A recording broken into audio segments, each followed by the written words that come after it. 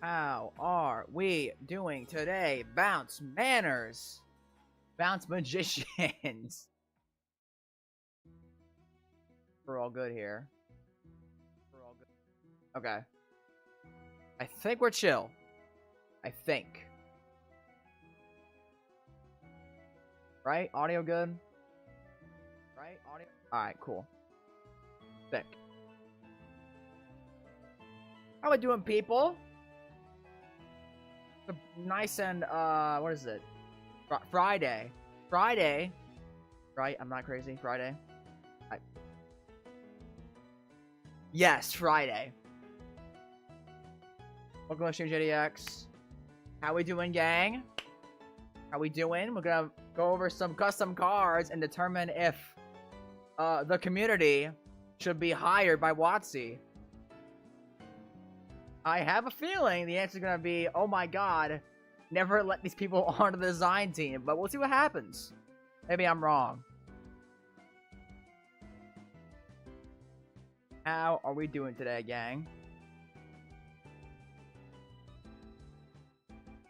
Weird Al. I do not look like Weird. I kind of do, I guess. Maybe. Please dunk more on lack of ability to buy Final Fantasy. Yeah, it's pretty ridiculous, dude. That was absurd. Like, okay, so in my playgroup, I have two people who were, like, stakeouting on Card Kingdom, get pre-orders in. They literally didn't even get the chance. Like, they were stalking the site, like, constantly refreshing, waiting for Final Fantasy, the premium decks to go up, the all-foil ones, and they literally didn't even get a chance to pre-order them. I think eventually one of them went out of stock and then regained stock at some point, and one of them managed to actually, I think, cop the Ishtola one, the Esper one. I think, but that wasn't the one they wanted. I don't know. I'd have to get a full story from them, because I still kind of don't understand what fully happened. Like, at first they were like, oh my god, they're all sold out immediately. Then at one point, one of them, I think, managed to get one of the decks, but not the one they wanted. I'm not sure. I have to hit them up. Regardless, Card Kingdom themselves said all the premium decks sold out in 17 minutes. That was from their Twitter. So, I don't know. But clearly something happened.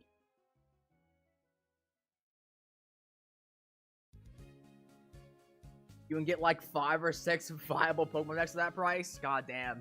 Is Pokemon that cheap nowadays? Really? Is it actually? Celeste is my bae. Like, so, I've played Kingdom Hearts games, but I haven't played Final Fantasy games. So I, like, have some sort of awareness of what, like, the characters are, but only certain ones. Like, I know Cloud, I know Sephiroth, I know Leon, Yuffie, I know... What's her face? The pink dress girl. The one who gets stabbed by Sephiroth. What's her name? Who is that? Lilith? No, not Lilith. What is her name? I don't remember. But, like, I know some of the characters, not many. Celeste, I don't know. Celeste does not appear in Kingdom Hearts, I don't think. Arroyo is her name? That one's not. Aerith! That's what it is, Aerith. Pokemon makes money off like the super special editions and boss collectors. The only thing that's gonna be super expensive is the prismatic evolution cards because of scalpers. Yeah, that makes sense actually. Yeah, I guess like Pokemon was the first game that actually did like the super crazy looking like collector cards. Like they had like not Velcro but like rough textured cards at one point. It was ridiculous. I guess that's Pokemon's main thing. I have no idea what the Pokemon meta is like in TCG wise. I have no idea what it is, so I wouldn't know how expensive it is to make to get a competitive deck. Golden Charizard from Obsidian Flames. I don't know what Obsidian Flames is. Like, dude, the last Pokemon set I opened was like, I think it was like it was the one with Mega Rayquaza. That was the last set I opened. The one with Mega Rayquaza that had like the rough textured one.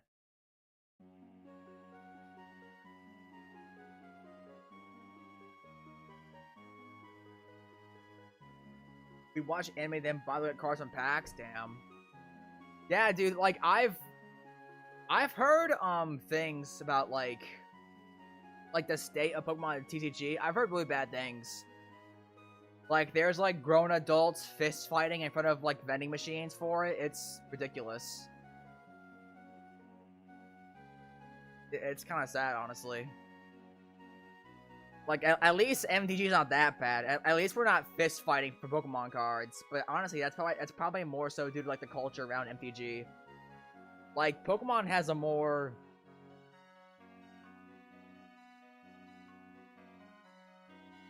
I'm not sure how to explain it. Like, I don't think...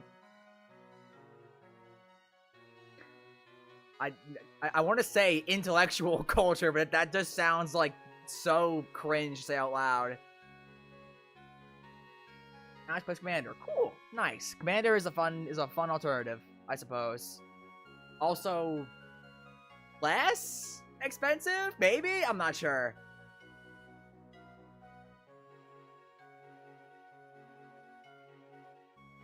How we doing, Bounce Manners? We good today? We chilling?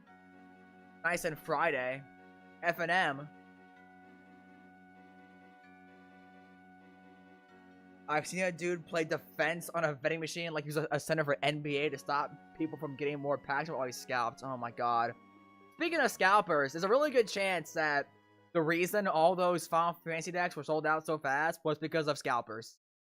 Like, I would not be surprised if you start seeing those, like, all-foil rare decks being, like, listed for $1,000 on eBay or something. It would not surprise you at all. That probably is what's happening, to be honest. It's just scalpers. Resellers. Ugh. Cringe. Get a real job. Like being an MTG YouTuber. God. Yeah, man. The state of Pokemon TCG is pretty sad. I mean, at least you can play competitive for a good price. Or so I've heard. Like, I want to say, like, my playgroup right now has, like, none of us are even remotely interested in Pokemon. One of my boys is actually a very big voucher for One Piece. I've heard great things about One Piece. Like, One Piece, from what I've heard, it's kind of... I think it's the same, like, monetary philosophy as Pokemon, where it's, like, actually building competitive decks is not super expensive. It's just, like, the collector cards that's actually pricey. Weiss Schwarz? I've never heard of that. What is Weiss Schwarz?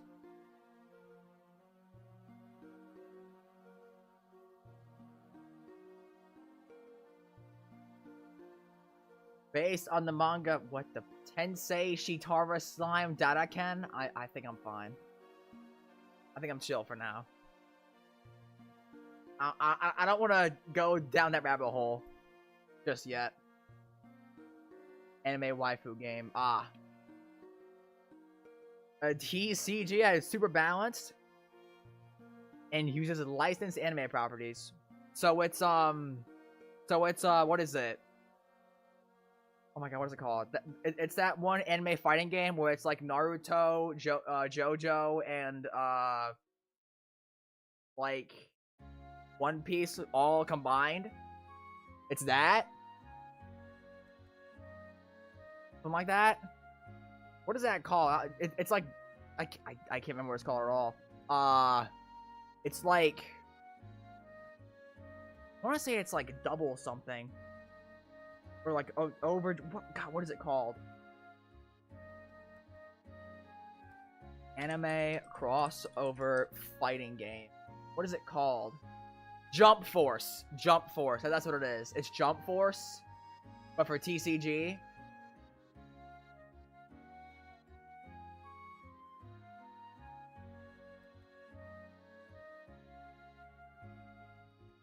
Makes sense. Alright.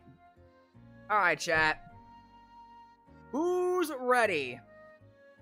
Who's ready to review some custom MTG cards? Remember, if the art is AI, we immediately skip it. Immediately skip it. Immediately.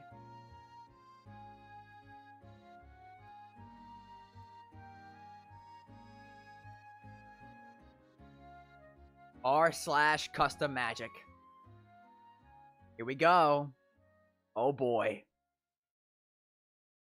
Alright, chat. So, when we do this, we're gonna actually determine whether or not the card is a printable or not. And then that's it. I am judge, jury, and executioner this stream. Chat, of course, can try and convince me to change my mind if I start leaning towards one way or the other. But for the most part, this is my world, and I determine. This is my world, and I determine whether or not these cards are allowed to see print. Getting started here. We have Eternally Prisoned. What is this? 3 and 4 blue, 7 mana for a sorcery. It's a mythic. Oh boy. Target opponent takes X extra turns after this one. X is the number of cards in their library. What? We just started, man. Target opponent wins the game. Okay, alright, nope. Do not use the term woke unironically in this chat. It's so cringe. Sit in the corner for 1 minute. Public execution. I'm proud of my foil Gisline from Mishoku Tensei. Chat, I hate to say it, I'm not really, like, super well versed in anime culture. Like, the only animes I've watched are, what is it? Death Note, JoJo, Attack on Titan. I think that's it. Yeah?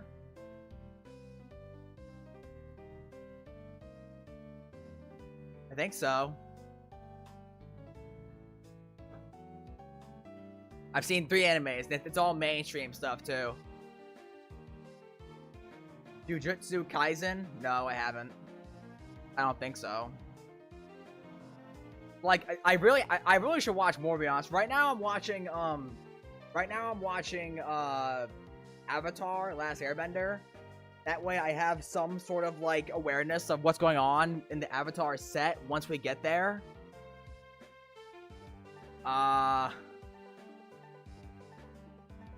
I'm on, like, I'm almost done with season 1 right now. It's a good show. Because, like, so right now we have what? We have Final Fantasy, I'm, like, 5 out of 10 on in terms of, like, hype for it. I'm solid on it. I know some characters, not a lot. Marvel, I just don't care for at all. And Avatar, I'm watching right now, so that by the time we get there, by the end of the year, I'll actually know, like, the references and whatnot. So that's how I'm feeling right now. Anyways, Eternally Prisoned. 7 mana, throw the game.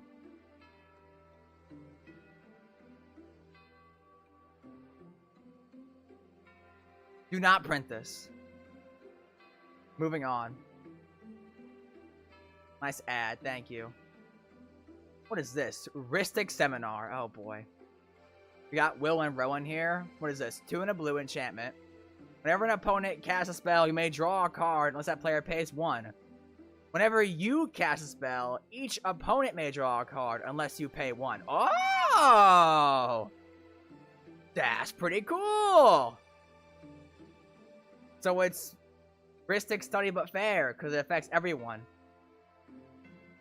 Actually, like, whenever you cast a spell, each opponent may draw a card unless you pay 1. So you Sphere of Resistance yourself for Ristic Study. So no one's gonna play it. Yeah, it's fair, actually. So no one's gonna play it because it's bad? Yeah. Yep, you got me.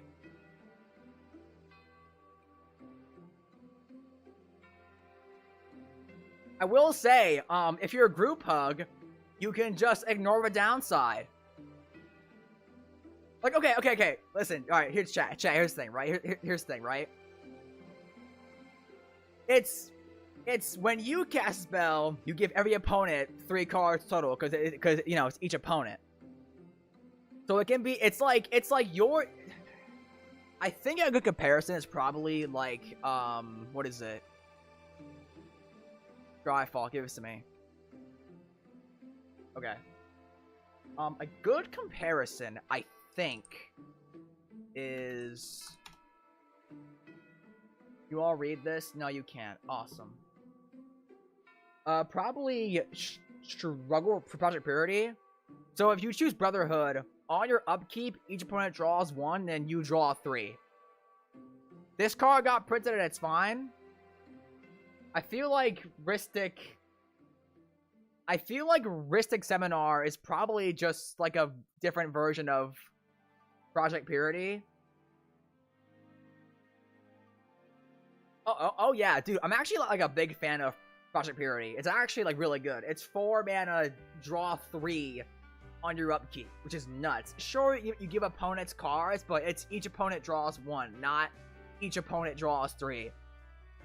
I know. Oh, but card advantage balance, man, bro. Each opponent drawing 1 versus you drawing 3 is totally worth it, dude. When you go to your turn and you draw for turn, then draw 3 more, draw 4 cards each turn, dude. It's so fine. It's so fine. Could we print this, chat?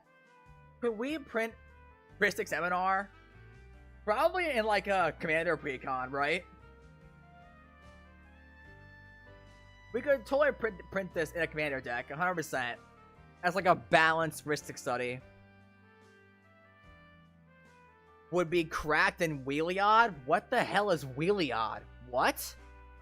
Who is... Oh, the blue-white one? The blue-white Heliod? I think, right? I need to, like, Radiant War of the Eclipse. Yeah. Can I, like... Let me actually... If I do this... I like get Scryfall and Reddit balanced. That's good enough. That's fine. Good enough. Okay. A hard maybe, but welcome to stream, gang. Welcome to stream, P. Kelly. Yo, is that a YouTube member in my chat? Gang, bounce manners, all viewers. Did you know that for only $2 a month, you could become a member of a channel and get access to exclusive perks? Such as, hang on, wait, Loot Sheams.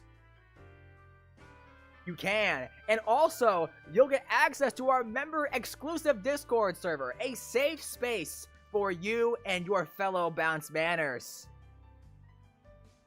Very cool. Shameless plug, I know.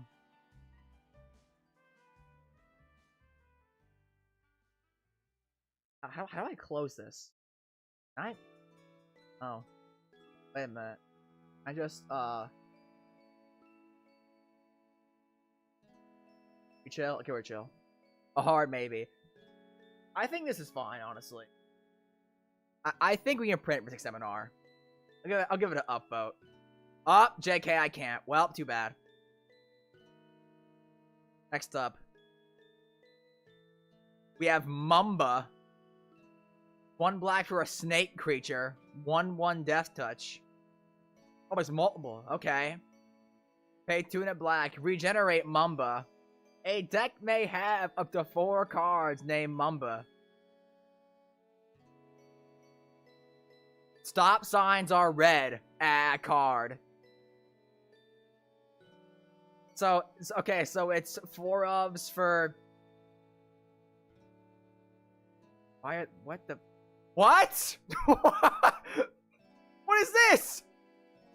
Mamba number 5. 2 black for a 1/1. At the beginning of your upkeep, if you control 4 creatures named Mamba, you win the game. I will play a full playset of Blight Mambas, and ladies and gentlemen, this is Mamba number 5. Print it. Print it. Full send, bro. Full send. It's peak. Absolute cinema.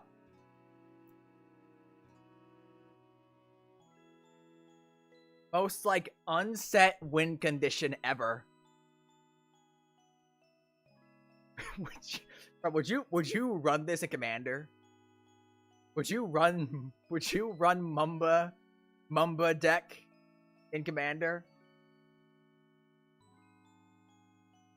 It's so peak, chat. It's so peak. Ship it. Ship it, gang. What's next? We have Coastal Consortium. I keep, like, dropping the card on accident, or the name of the creator on accident. What is this? Coastal Consortium for 1 blue for a Kindred Crab enchantment.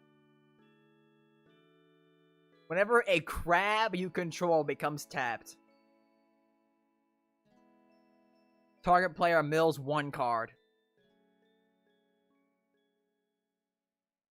Gang, I'm not gonna lie. This could totally cost like 1 blue mana. 2 is probably 2 mana is probably too safe, honestly. If I'm being real. This is way too safe. When crabs become tapped, yeah, you play mono blue crabs? Nah, man, we can't make it too strong. We can't make it too strong. Like, bro, crabs never tap. How many good crabs are there even? I don't even know. How many good crabs are there?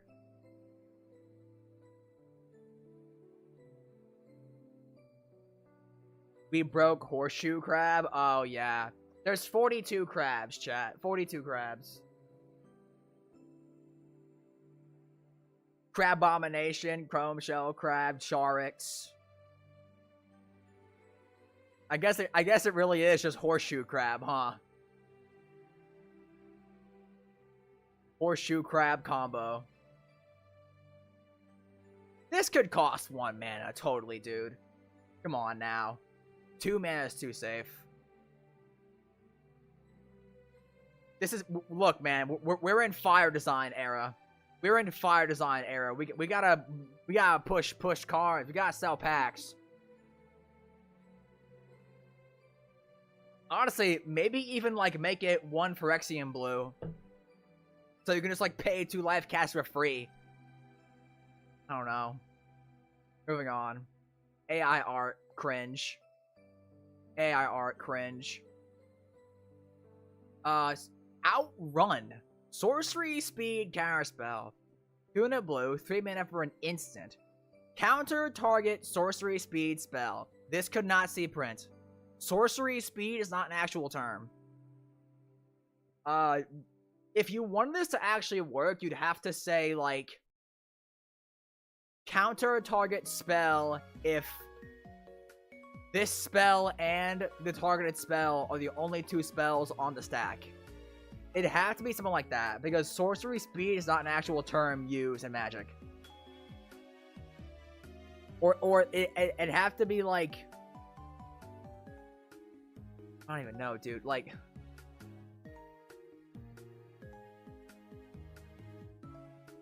I'm pretty sure it has to be, like, counter target spell if...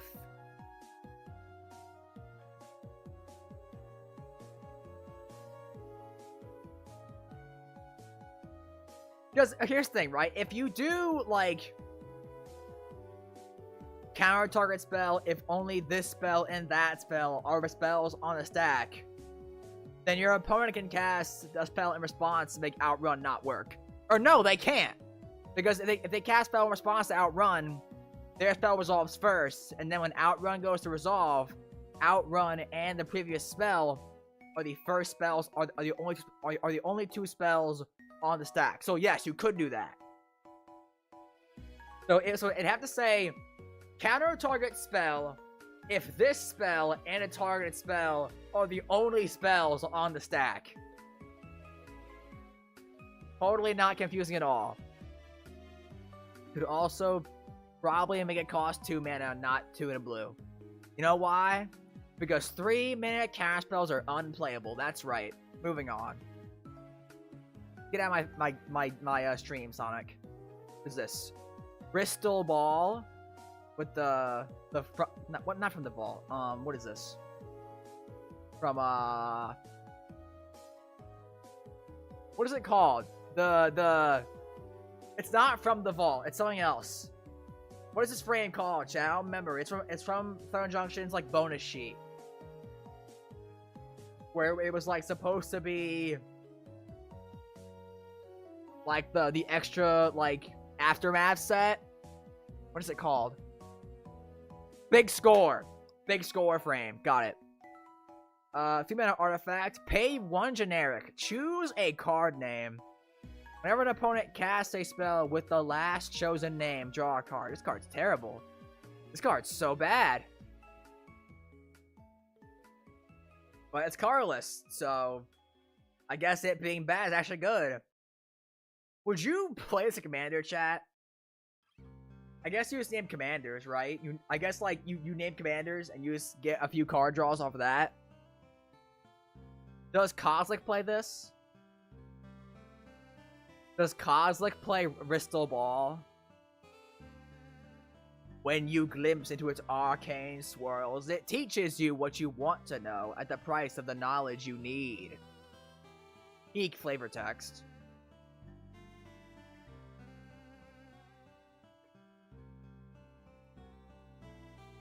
It's so printable. Ship it. WotC, print it for your next big score. Mirror Goblin? What is Mirror Goblin, chat? 3 red for a 1/1. Wow, okay. For a goblin wizard creature. It has haste, thank God. Whenever this creature attacks, each player creates a token that's a copy of it. Those tokens must attack each combat if able. Oh no. Oh no. Oh no. It's an attack trigger too, so you can't even stop it. Okay, so 1 swings. Each player makes 1. Then there's 4 on the board. 1 whole cycle goes by. And now there's 16 on the board. Then it goes to what? 32 by the next turn cycle? No. Because there'd be 17 in total? No. Yes. Oh my god. Wow. Okay. Kiki Jiki, ah. Could we print this, chat? I don't see why not. It's a chaos card, dude. Let's be honest here. It's a chaos card. You put this in a commander precon, and you watch shenanigans ensue. Yeah. Ship it. Oh no. Oh no. What is this? Newgrounds art style. Shadow Wizard Money Gang. 2 black, blue, red for a legendary wizard gang creature. Shadow. Whenever you cast an instant or sorcery spell, if mana from a treasure was spent to cast it, copy it. You may choose new targets for the copy.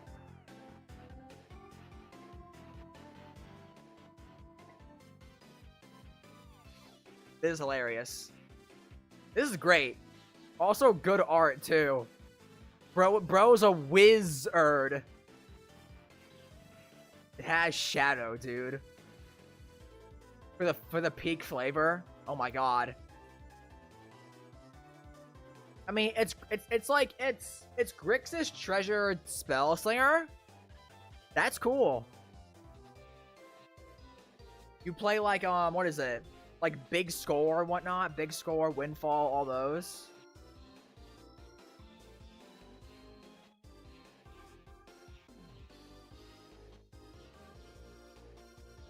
How many reference treasure? I don't even know. We have 64 cards that are... Wow. We have 64 cards that reference treasures that are instant sorceries. Big Score, Blood Money, Bobcat Blast. Oh wait, yeah, it needs to be Grixis too.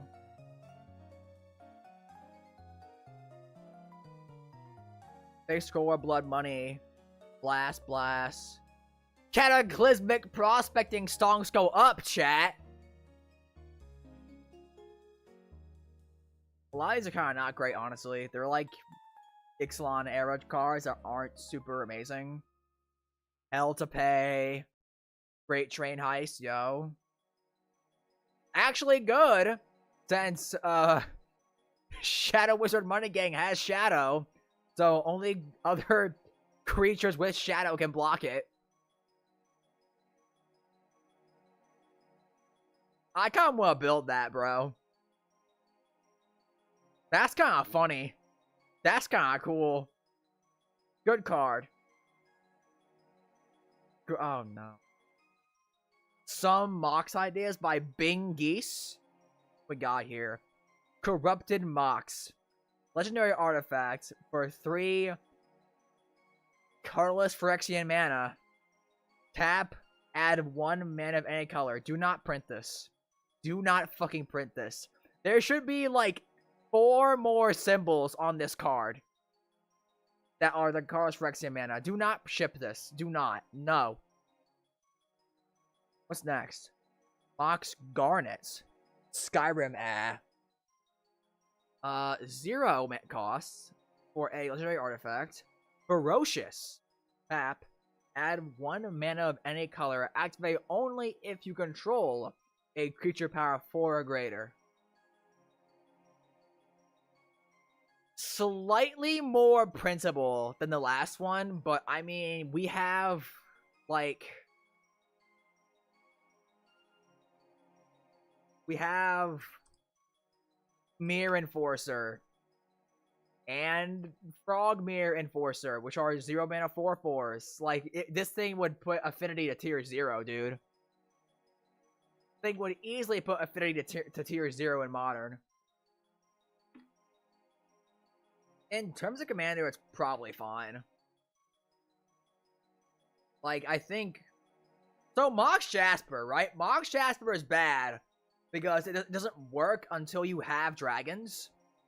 You can't really get dragons on the field until, like, turn 4 at least. Maybe turn 3. I know there are some cheap, small dragons, but then you're running bad dragons to make one Mox good, which is not great either.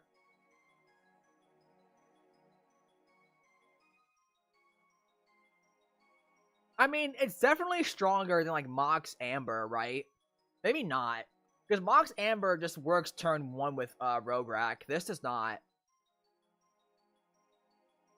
I can't tell if this is safer or stronger than Mox Amber. I'm gonna say we can print it, I guess. It is legendary. Okay, yeah, sure, ship it. Why not? Mox Topaz. Oh boy. 0 mana artifact. Legendary. Tap, add 1 mana of any color. No restriction? Okay.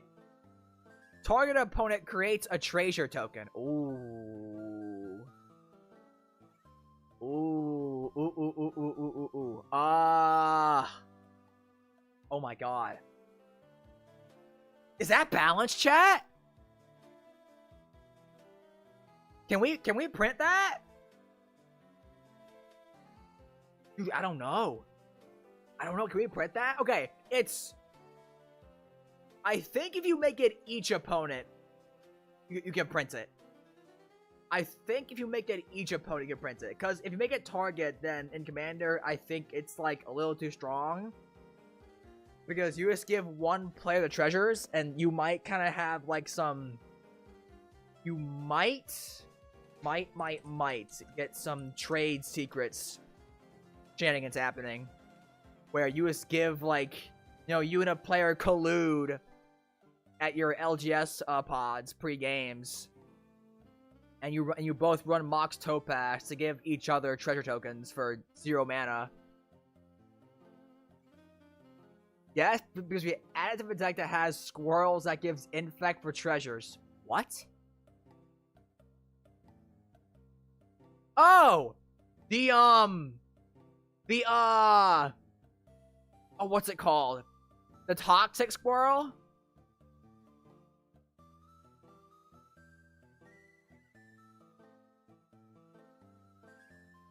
This thing, yeah. Whenever an opponent sacks a non-creature token, that player gets 2 board encounters. I think if you make it each opponent, you could totally ship this. Because treasures are, like, arguably stronger, right? Because they can bank the mana and have, like, explosive plays then. If you make this, say, each opponent and not target, I think it's good. Otherwise, I'd say it's a little too safe. Because it's balanced in 1v1, but not in 4-player. I know if we make it each opponent, it probably becomes, like, too weak in Commander, honestly. I don't care. I don't want OP Moxes getting printed. Hell no. So, Topaz, Garnet, yes. Corrupted Mox, fuck no. They should say add colorless, at least. And even then, it's not good enough. Make it add colorless and put, like, 2 more of these Phyrexian symbols up here. Pay half your life, turn 0 to cast this. What's next? Bristlebrand's Arena. 1 black for enchantment. At the beginning of your upkeep, you draw 7 cards and you lose 7 life. What? Okay, I mean...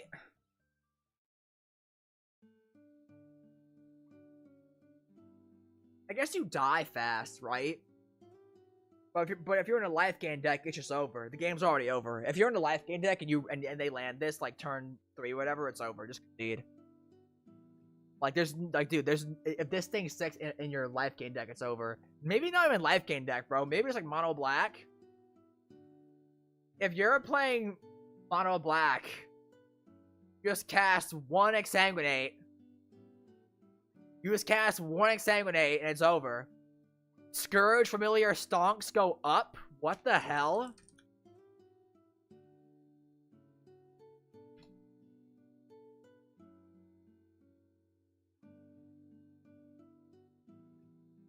Scourge, Familiar. I mean, this thing goes nuts with this card, right?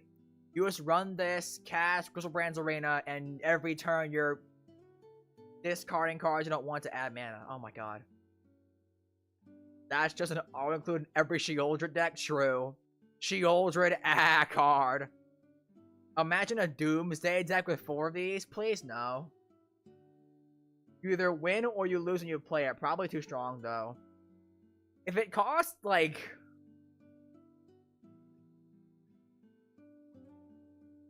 Okay, chat, what's a fair cost for this thing? Like, chat, if you could put like an actually fair cost to this, what would you do? What would you make it? I'm thinking, like, 3 black, 2 and 3 black. I think just, like, the Phyrexian Arena cost is too easy. That's too easy. 6 or 7. I'm thinking, like, 3 black, honestly. Because, like, you do die really fast on the field.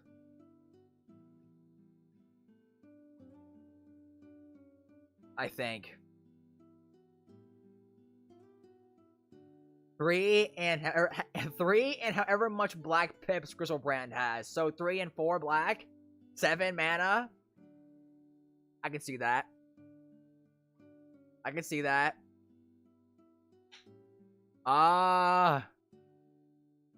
Maybe, okay. Okay, chat, here's what you do, right?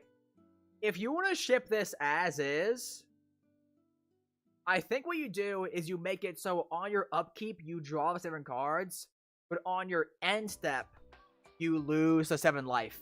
So that way you cast this, you dome yourself for 7, and you don't draw cards until your next turn.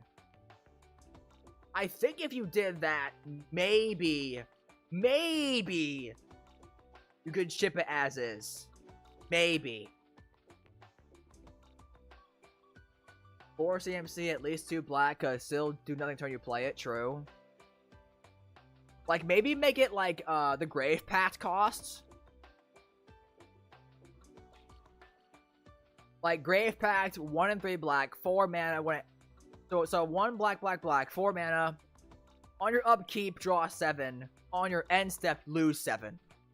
That way, you dome yourself for 7 before you start drawing cards. That's the move. That's the move right there. That's the move, 100%. Yeah. Also, welcome to the stream, Ape, Velo, and PD. Hope you're all having a fantastic Friday. I don't know, man. Either make this thing cost like 6, or I think have the card draw happen on upkeep, but make the life loss happen on end step. Next, Rocco's Basilisk. Dumb thought experiment, but interesting card. Black green, so the Glissa mana cost. For a legendary artifact creature, Basilisk, 0/0. Wow. First strike, death touch, and trample. I join forces. As this creature enters, each player, starting with you, may pay any amount of mana. This creature enters with X +1/+1 counters on it, where X is the total amount of mana paid this way. When this creature enters, if you cast it, each player who didn't spend mana on an ability of this creature this turn sacrifices all other creatures they control.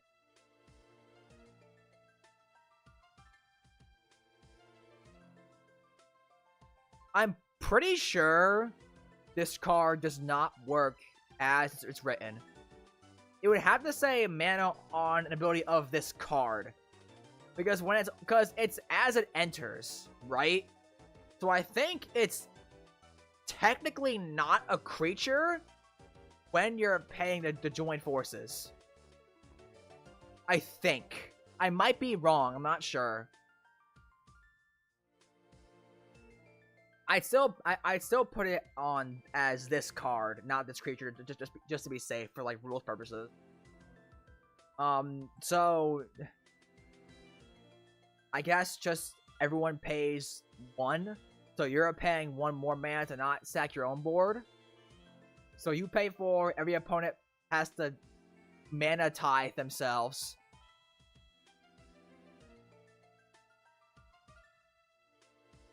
And then it comes a 4/4 first strike, death touch, trample. That's a really strong body, dude.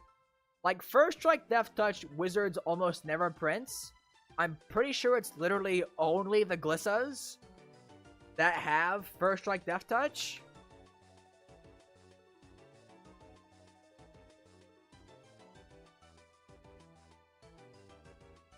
Okay, Ankle Shanker has it.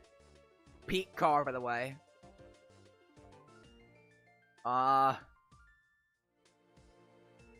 Glissa gives Phyrexians first strike, death touch.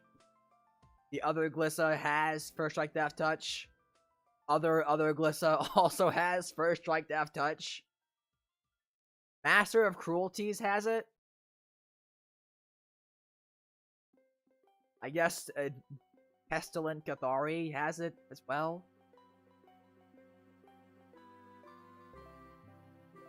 I think that's it. Oh, wait, nope. Tonberry from the Final Fantasy set has first strike and death touch, but only on your turn. So it's bad.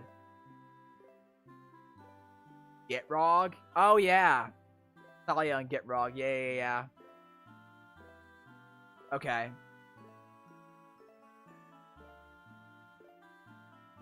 So, as a commander, you have to always make sure, I guess, you don't have... If this is in a command zone, you have to make sure you're never tapped out ever, because otherwise, you just wrath yourself at, like, no detriment to your opponent. I like the art. I agree. It's cool art. By Stanislav Sherbakov. To be sack one creature, not all. Maybe. Like, dude, I'd be so pissed if someone's running this in a 99 and I tap out thinking I'm fine and they cast this. And only I sack my board because every other opponent just happened to have untapped mana. I'd be so mad. I'd be so upset. Like, I think in the command zone, ironically, it's actually worse compared to 99. Because if you can expect it, it's like whatever. I think I agree with the sack one creature. I think sack all is too strong.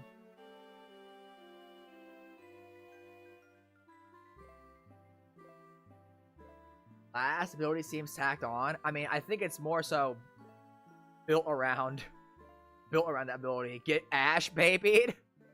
Yo, 20 viewers? Hello? Hello, Bounce Manners. I'd say if you change this to Sax a creature, not all, it's fine. Because as of right now, it's way too, like... Yeah, like, I think right now it's way too strong with the last ability as it is. If it's sack one creature, I think it's fine. Maybe remove the first strike. Just make it a little more balanced. Nerf it a tad, and it's printable. Ship it, if you nerf it.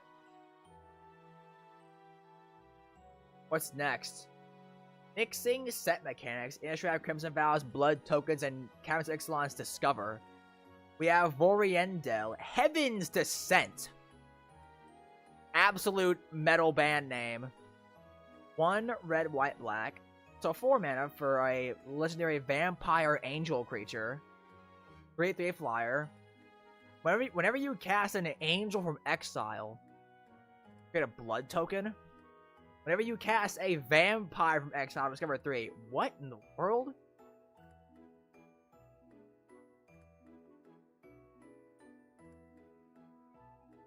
Ah, but discover. Discover is from exile. Wait a minute.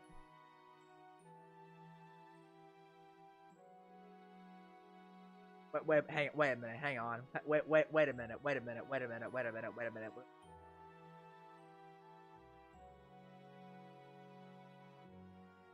Exile cards top of your library until you exile a non-land card being value 3 or less. Cast it out past mana cost and put it in your hand. If you only run vampires with mana value 3 or less, and nothing, if you run no non-vampires that cost 3 or less, don't you just cast every vampire in your deck?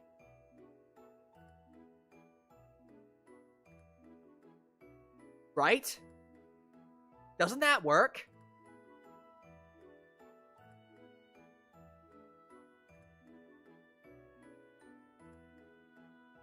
Because if that's the case, you can't ship this at all. That's way too strong. You'd have to put, like, if it wasn't discovered, Discover 3. Like, there's no way we're allowed to ship. Oh, yes. Or cast from hand, yeah. Don't forget changelings, yeah. Okay, no. No. Have to only have vamp 3 or less? I don't think that's a big downside at all, dude. I'm pretty sure there's several vampire lords at 3 mana or less. Let's find out right now. I don't think it's balanced at all. I'm pretty sure it has to say from hand. Odonto Vanguard. So no mana rocks, no cheap removal. Yeah. Amalia, Angie, Bart, Asylum Visitor, Blood Artists. Oh, dude. If there's a free sack outlet, it's a vampire. Oh, no. Is there a free sack outlet vampire? There better not be. There's Bart. There's Bart. Oh, no, dude. Oh, no. Oh, no. Bro. Blood Artists and Bart. You just... And Blood... Oh, no. No, hell no. No. We cannot ship this. Hell no.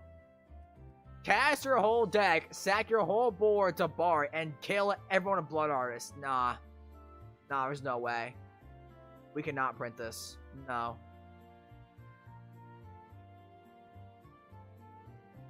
And that's not... I mean, look. Catman Vampire. Lord.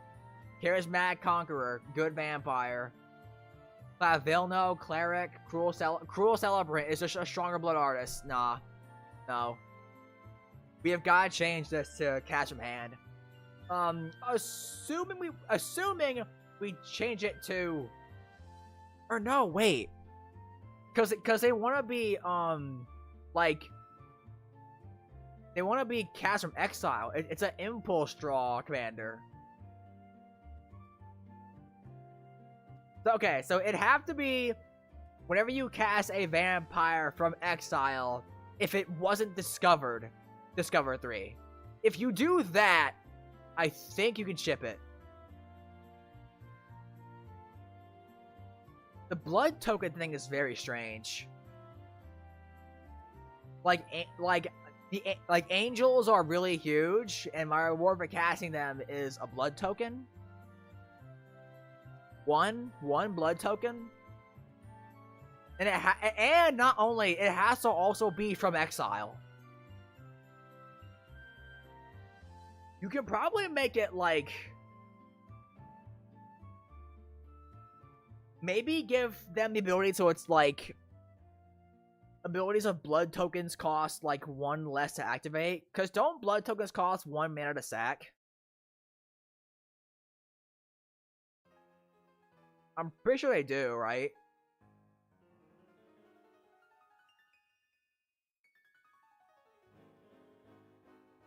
Pay 1, discard a card, sack, draw a card. Yeah, you could probably just have them like make blood tokens cost 1 less to activate. That way the blood token's not like a really weird payoff for casting giant angels from exile of all things. What the Fortnite is up, Bounce Manners? Welcome to the stream, Kizaru. Maybe blood token it and give the angel haste or something. Yeah, I mean, someone earlier said like small angels and big vampires is kind of cool. If you run small angels, I guess, then it's like kind of cool. But there's not really a lot of small angels, I don't think. Because I mean, if you discover into the angel, you get a blood token, right? But it has to be made by 3 or less to cast it from Discover. There's 35. JK. I gotta turn off. I gotta make it Mardu. 27. Angelic Cub. Angelic Sleuth. Feather. Angel Vitality. The other Feather. Giata! Iraper. Great Door. Holy cow! Resplendent Angel, that's kinda cool.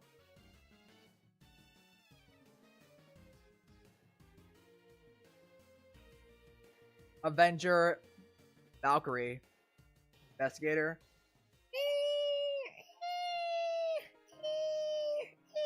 Maybe it's fine. Maybe it's fine. There are some actually pretty powerful angels that are cheap. Like, Valkyrie is nuts. +2/+2 Anthem. Baha, it's Feather's Knight. That is neither a vampire or an angel. What are you talking about, Goofy? Resplendent Angel's pretty good. Reformer is solid. Gives you hexproof. Overseer is a card draw. Both Feathers are probably fine. Are pretty good. Vitality. You have to put, if it wasn't discovered, discover 3 for the vampire trigger. Beyond that, I think it's actually pretty shippable.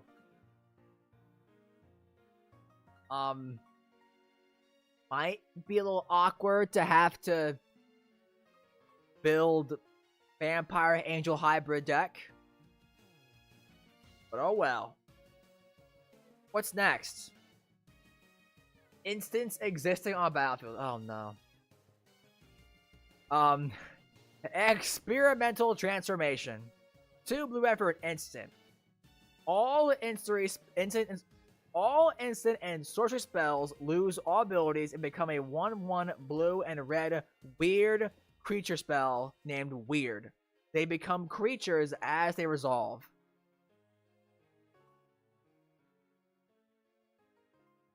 I am like 99% sure this does not work.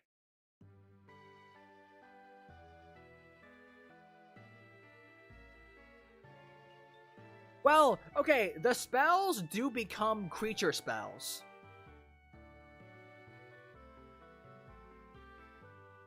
Or maybe it does. Because it's spells on the stack. Lose all texts. They become creature spells named Weird. And also become 1/1.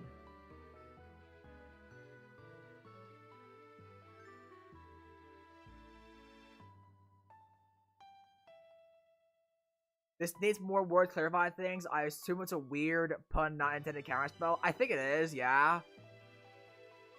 It's a great storm payoff because you cast Grape Shot, copy it 20 times, and then you cast this card and make them into creatures that die to Blasphemous Act instead of actually dealing damage.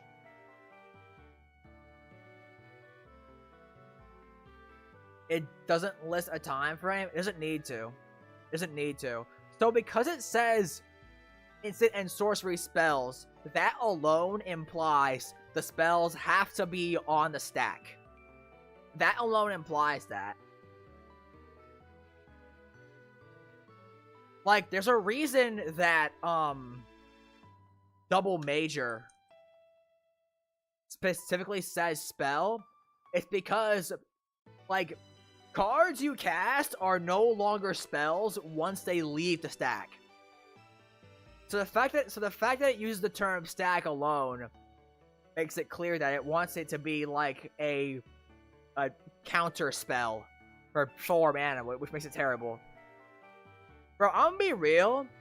You could probably print this at 3 mana and it'd be fine.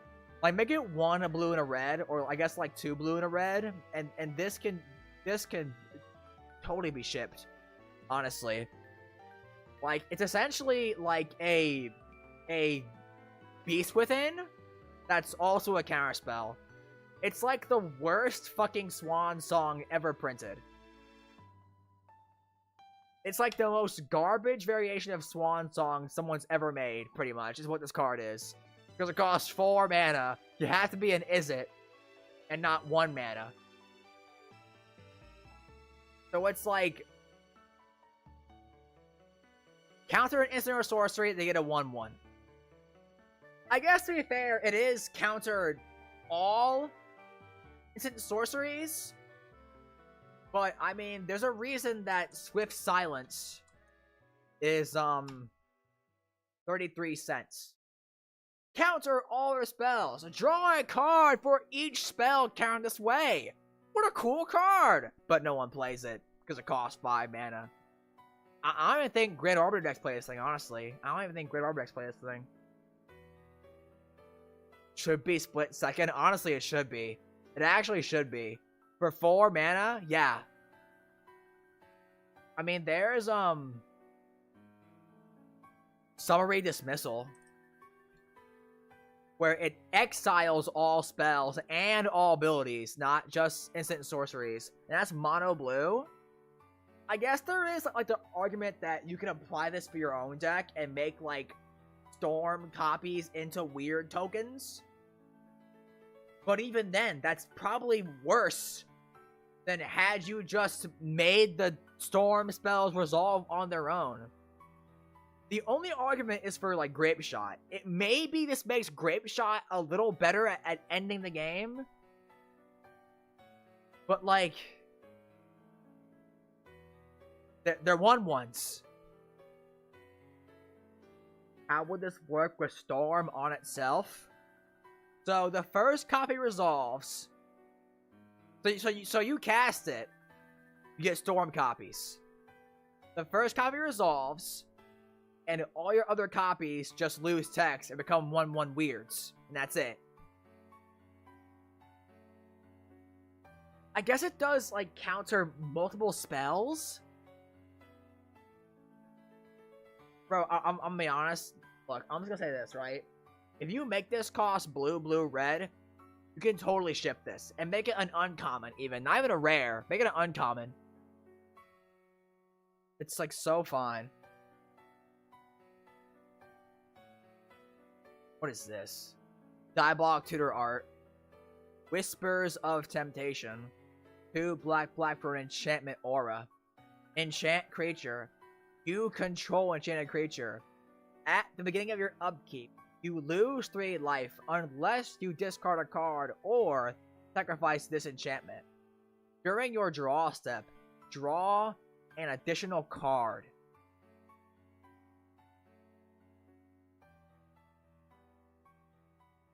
So, just better enslave. Yeah, it is. Why is this here? You don't need this.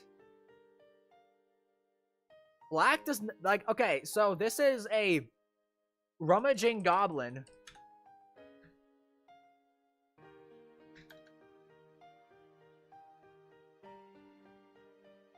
Because you discard a card on your upkeep, and then you draw next card on your draw step. So it's a rummaging goblin that's also control magic.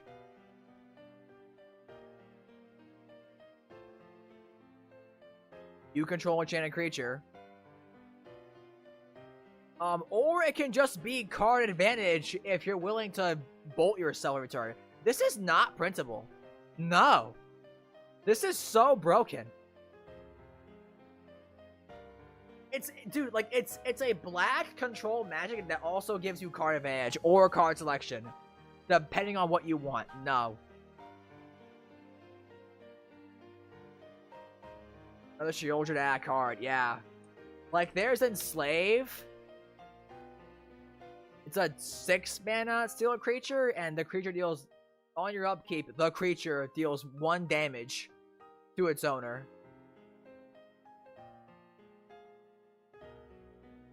Like, bro, this is...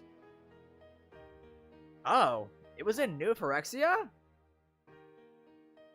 Oh, that is some banger art. That is some banger art. I ain't gonna lie.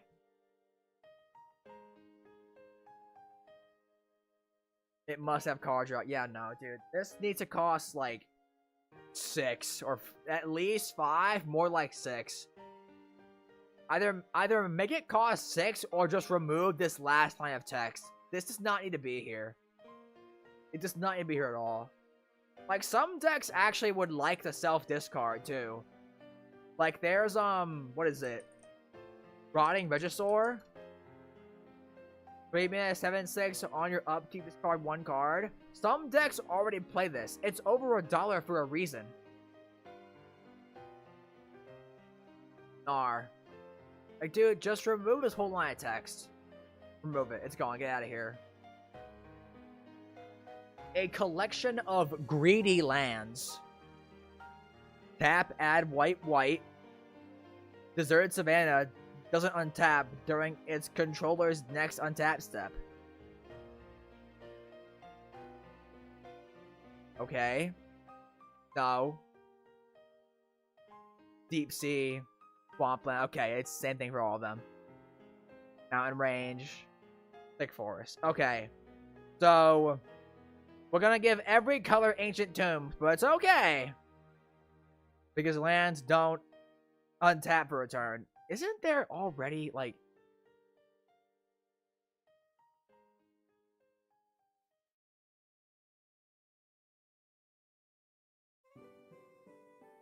Okay. Hickory Woodlot. This land enters tapped with 2 depletion counters on it. Tap. Remove a depletion counter from this land. Add 2 green. If there are no depletion counters on this land, sacrifice it. So this is just like a different spin on these types of lands.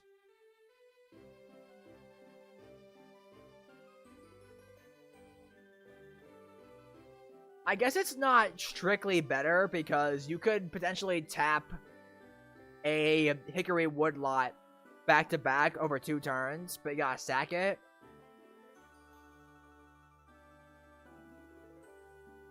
I don't know, man. This just feels like way better to me. This feels like unprintable. It's too strong. If it entered tapped, maybe. If they entered tapped, I'd say fine, sure, whatever. As it is, nah. Seems like something like this should exist. Beacon. Token artifact beacon. Pay 1, tap, sacrifice this artifact, put a loyalty counter on target planeswalker you control. Activate only as a sorcery.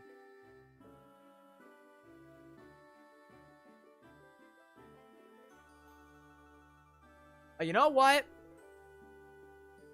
This thing would have been actually kind of cool to see during War of Spark. I suppose. I mean, it could have some neat design philosophies, I suppose. It's a token. It's a token artifact. So this is supposed to be, I believe what this person is trying to do is this person is trying to showcase a potential mechanic where it like is made by other cards. Yeah, exactly. Like a Clue or Blood. May I introduce you to Proliferate? Yes, but sometimes we need a weaker version of Proliferate for the sake of set design.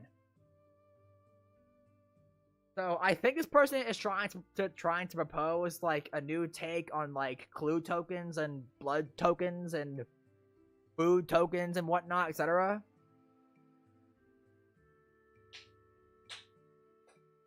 I mean, there kind of is just Proliferate, right? Like, what would the keyword be called? What would the keyword be, right? Because you can't say, you know, okay, we make the cantrip version, right? 1 blue, instant, draw a card, beacon. No, it doesn't make sense. It'd have to be like, draw a card, summon, no. Light the beacon, that. Okay. 1 blue instant, draw a card, light the beacon, and the beacon is a token artifact that puts a single loyalty counter on a planeswalker. No. That sounds... Light the beacon sounds way too hype for something so, like, not broken. Gatewatch, card. Like, it'd have to be, like... words that mean to call with beacon.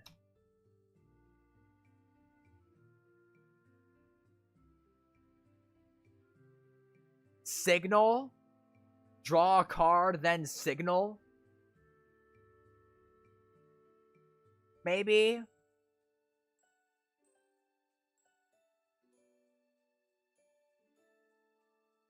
Gaslights. I don't think there's a right word for this. Illuminate? No. Irradiate? No. Yeah, I don't think this works. Like, I see the idea. I get the concept. But... I mean, we had Proliferate during War of Spark, and that didn't feel too OP by any means. I think this is a miss, chat. Sorry. absolutely busted in the right decks, but so was Ponders. Here's an idea. Obsessive Scheme. 1 black mana for a sorcery. Look at the top 3 cards of your library. Then put them back in any order. You may mill 3 cards. Draw a card. So, black does not get the ability to manipulate the top of their deck. The most they get is the ability to put, like, creatures from their yard on top of their deck. They can do that. But you can't rearrange the top of your deck in black. So this is absolutely a color pie break. You cannot print this. No. If you wanted to, like...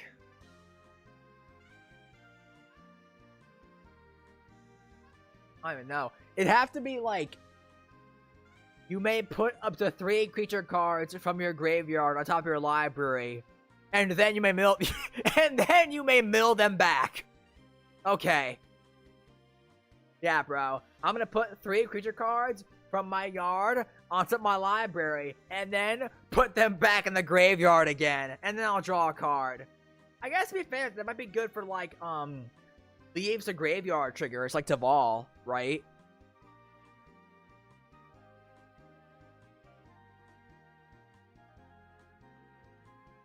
Or one or more cards leave your graveyard, so you could, like, put 3 creatures back on top, mill them, and then get a Deval trigger, and then draw a card for 1 black.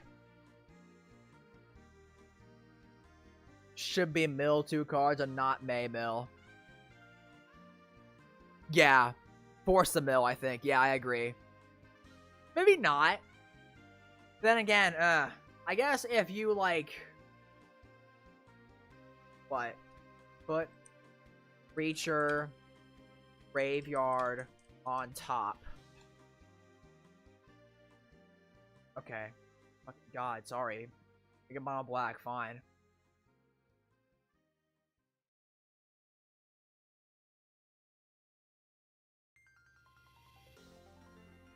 Okay, Foot Bottom Feast. 3 mana instant. Put any number of target creature cards from your graveyard on top of your library, draw a card. That's an instant. We have Obsessive Scheme. Put up to 3 back on top. You may mill 3 cards, draw a card. You know what we do, chat? Here's what we do. Here's what we do. Alright, here's what we do. We make it so that you may put up to 3 creature cards from your graveyard on top of your deck. You are forced to mill 2 cards. And then you draw a card. That way, it's like a... It's a... Power Crept Disentomb, which no one plays, so it's fine. That gets you some, like, leave the graveyard triggers. I think that's what we do. Put up to 3 creatures back on top. Mill 2, draw a card. That way you actually... That way, it's not even recursion. Until you have at least 3 creatures in your graveyard. What's the wording of Ripples of Undeath? Just do a single instance of that. Ripples of Undeath. Mill 3 cards, then you may pay 1 and lose 3 life. If you do, put a card from among those into your hand. Oh, wait, yeah, actually. Yeah, you're right, actually, P. Kelly. So one black... Mill 3 cards, lose 3 life, put a card from among them into your hand. Yeah, actually. Yeah. Yeah, you're right, actually. 1 mana, mill 3, put 1 into your hand. Can drop the lose 3, to be honest. I don't know about that. Because then it's like impulse. Because like all of the mill cantrips are in like black, green, or mono green, right? To make them like fair. Yeah, like the lose life actually should be on there, I think, to be honest, just to make it like make sense for black. Black cash grab. Blue Eyes White Dragon. I'm too dumb. Please help. Okay.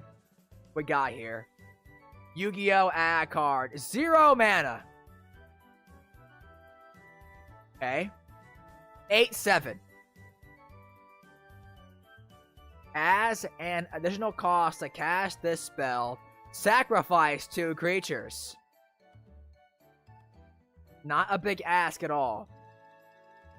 Vigilance, Trample, Haste. Prevent all combat damage that would be dealt to this creature by creatures blocking it with power less than this creature's power. This creature can't be blocked by more than 1 creature. What the fuck? Whenever this creature attacks, you may have a target creature block it this turn if able. No! No! You cannot ship this! Okay, so the sacrifice thing is very clearly meant to emulate Yu-Gi-Oh's, like, level sacrifice mechanic, where you have to, like, stack creatures equal to a card's level. I think Blue Eyes is level 10? What is it? Blue Eyes card level. Level 8 monster. Okay. So, traditionally in Yu-Gi-Oh!, any creature that has a level higher than 4, you have to tribute monsters equal to a total level of 8 of... If the tribute monsters, 2 or more monsters that equal the monster's level or higher. So, if you want this to actually work the way this person wants it to work, you have to make it say, sacrifice a number of creatures that have a total mana value of 8 or greater. If you did that, it would at least make sense to cast it. Unfortunately, it is the most busted thing I've ever seen in my entire life. What is this? Vigilance, Trample, Haste for 0 mana. Or power 8 or greater. I wouldn't even do that. No, I wouldn't do that. It has to be level. It has to be level to make sense for the Yu-Gi-Oh! Summoning thing. Prevent all combat damage that would be dealt to this creature by creatures blocking with power less than its power. So, prevent all damage from creatures with power 7 or less. Wow. Can't be blocked more than 1 creature. Ah, I hope you're playing green, because if not, you're fucked. When this creature attacks, you may have target creature block it this turn if able. Carlos Pie break a card. You know what's funny? Carlos is literally supposed to get everything. You physically cannot break Carlos. And somehow this person has. What's next, dude? Oh. I am so sorry. I am so sorry, Anderson. I'm so sorry. I take it back. Hang on. Hang on. Let me pull it back.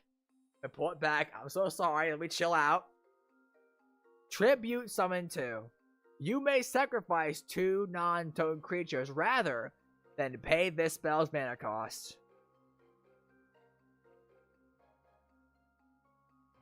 Again, has to be with total mana value 8 or higher to make sense. I'm pretty sure, unless I'm like misremembering that. Flying, Trample, Haste. I'm like 99% sure white and blue does not get Trample. Wait! No. Achroma has it. What? Oh.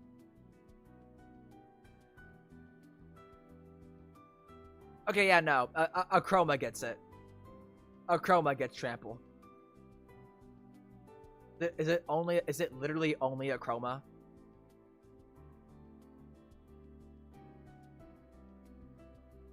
Don't. Elder Landworm. Wow. Okay. Glacial Crasher has it too, I guess. I guess it's fine then. White Lightning. Whenever this creature attacks, You may tap target creature and opponent controls and put a stun counter on it. Okay. Creature, Blue Eyes Dragon.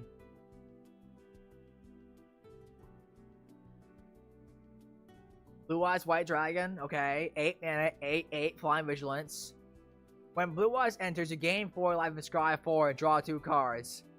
Just so you all know, Blue Eyes White Dragon in Yu-Gi-Oh! Literally has no text.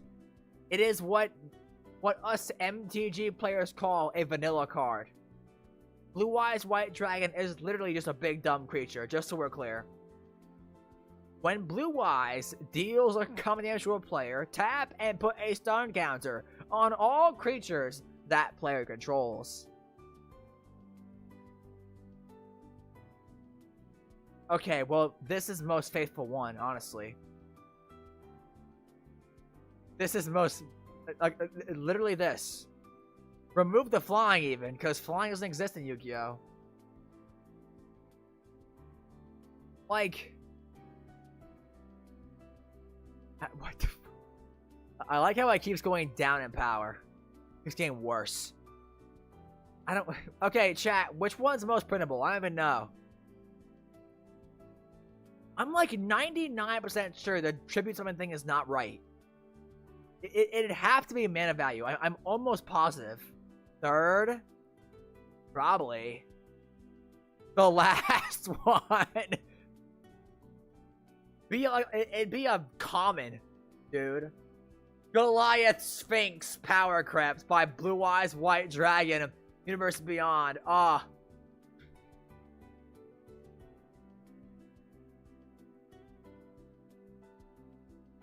Goliath Sphinx Power Crept. The main issue is it's a dragon.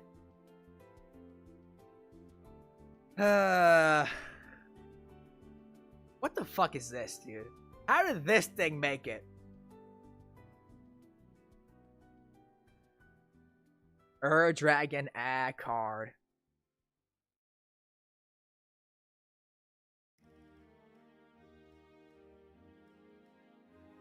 May tap target creature. I honestly, I think the mana cost makes this one really bad. Okay, I guess to be fair, they did put the non-token thing here. The first one doesn't even have non-token for some reason. I'm not sure why. Okay, chat. Honestly, I think if you put the has to be mana value total 8 or greater, it might be fine. Vigilance, Trample, Haste. Has to be blocked by power 8 or greater. Can't be blocked by more than one creature. When it attacks, you force something to block it. So just it comes down and starts fucking slaughtering creatures in combat. Oh my god. What the hell? Nar.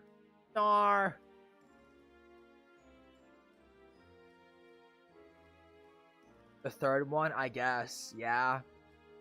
Print the third one. Cause then it like sleeps your opponent's stuff. What do these comments say?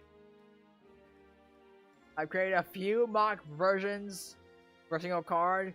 This would sneak its way into my various commander decks, but I'm not sure which balance would be most appropriate. I've arranged them from most like Yu-Gi-Oh! Rules gameplay on the left to most like Magic on the right. Well, you got the Yu-Gi-Oh! Version down pretty well, I ain't gonna lie.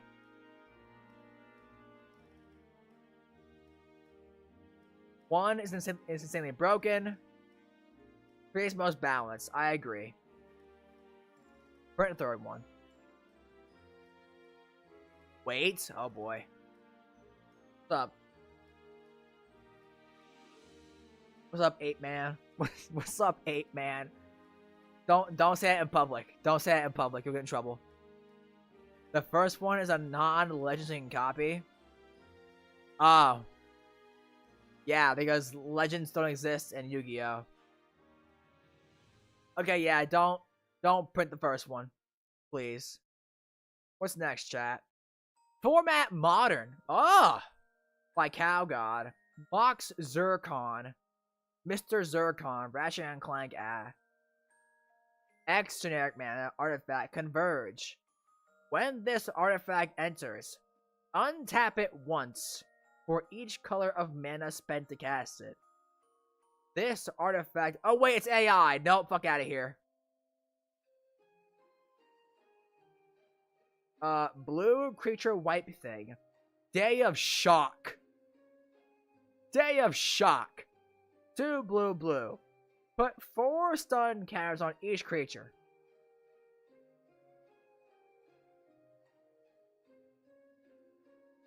Okay. Honestly, I'd tap them. Say, like, tap each creature, then put 4 stun counters on them. Also, it should be called Day of Slumber. Because making them not untap is typically it's called, like, Sleep. Because Sleep is a card that's, like, where is it? You tap them all, and then they don't untap. Ice Queen is top tier with this. True. I agree. Yeah? Just, like, time stalls for 4 turns. I actually like this. I'd play this. I'd totally run this. This is a blue wipe. Schrodinger's cat? Oh, no. What the hell is this? A weird idea that wouldn't leave my brain.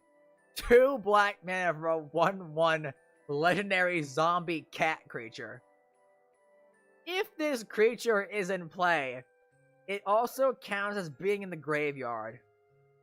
If this creature is in the graveyard, it also counts as being in play. What? I don't know whether it is alive or not. All I know is that I like it. Liliana Vess.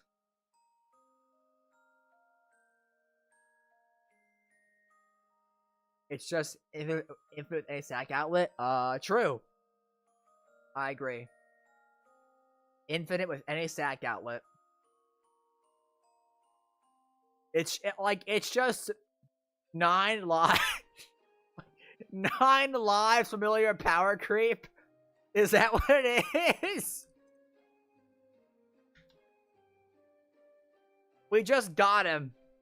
And he already got power creep out of the format. Attack it once a turn for 3 mana. Nah, bro. Here comes Schrodinger's cat. New unset got leaked. Schrodinger's cat. Eat your heart out. 9 lives familiar. This thing's so broken. 2 mana that never dies.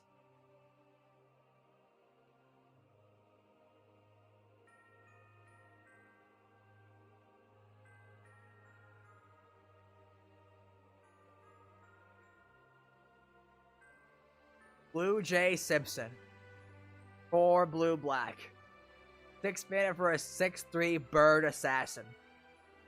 Indestructible. Protection from detectives. That shit rhymes. Bars. Protection from detectives. Make that my rap album. Protection from detectives. Untap Blue Jay Simpson. Destroy target creature with partner. Untap it, pay X in blue. Destroy X clue tokens. If the feather doesn't fit, you must acquit. Legends of Evangelist? I've not heard of that. What the hell?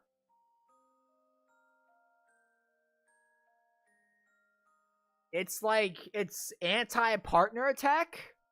Also costs 6 mana though, so it's bad. The D&D YouTube channel. Ah, I see. Literally, just like,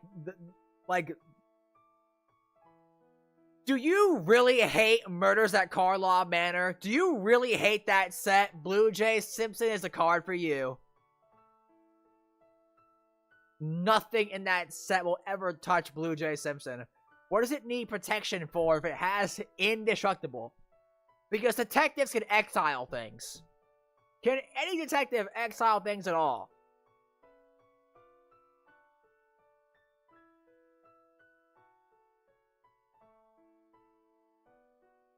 Agris Koss can't exile him. Ah. And that's it. That's literally it. The protection makes him not die to Agris Koss. Up, JK. No, it doesn't. Because Agris Koss says choose. And not target. So protection doesn't even save him from Agris Koss. Bro is a spirit of justice for a reason.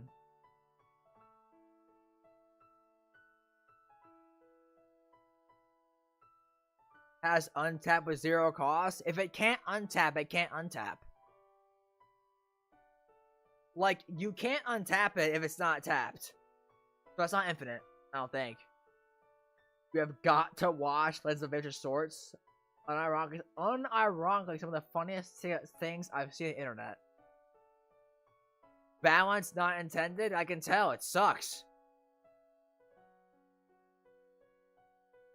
Oh, wait.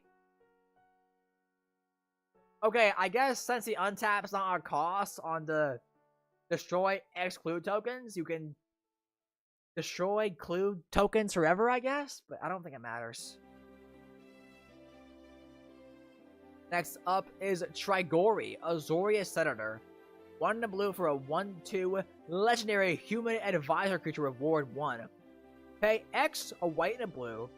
Look at the top X cards of target player's library. Then, put them back in any order.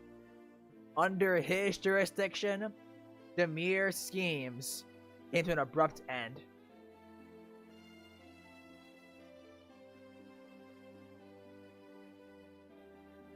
Do you have any tap for mana artifacts or enchants it's infinite? What? How? If you have any tap for mana artifacts or enchants, it's infinite. Untap, destroy X clue tokens. There has to be clue tokens on the field to work. I don't know. Okay, you know what? Let's move on.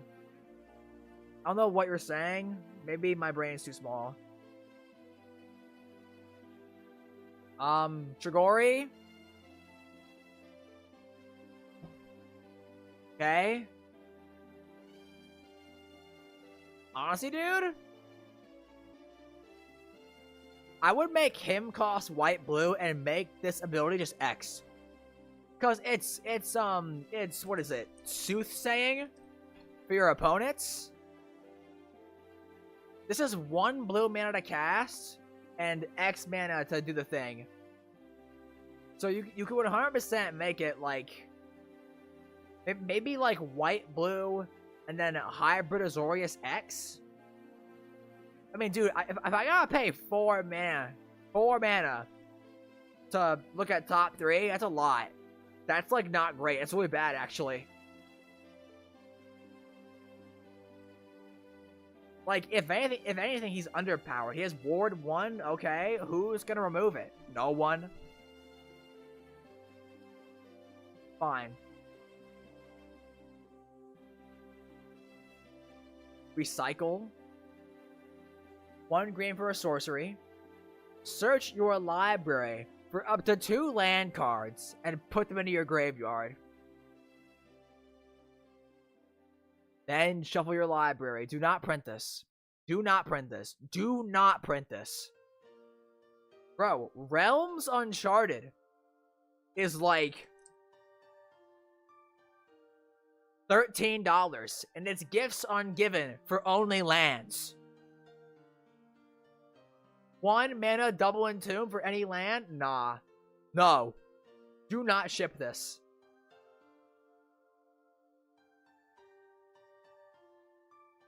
Zav, Ravnica's Shadow. 1/3 for a legendary shapeshifter creature. As long as Lazav isn't on the battlefield, it has all abilities of creatures you control on the battlefield.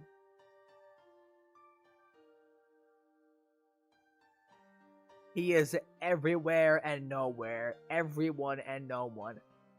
What do you do with this?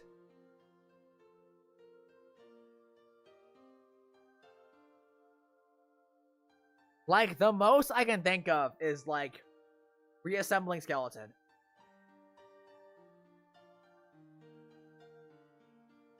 The one black ooze? What, necrotic ooze? Why? Necrotic ooze wins on its own. Eldrazi cast triggers. Yo, it's yes, actually, yeah. Doesn't work for all of them? Or no, it does work for all of them. Yeah, because you'd have the Eldrazi on the battlefield. So you cast Ulawog, and you cast Lazav, and get another cast trigger. That works? That's so true. Regarding Necrotic Ooze, I don't think you need it, because Ooze just wins by himself. He's like Ooze, but worse. Right?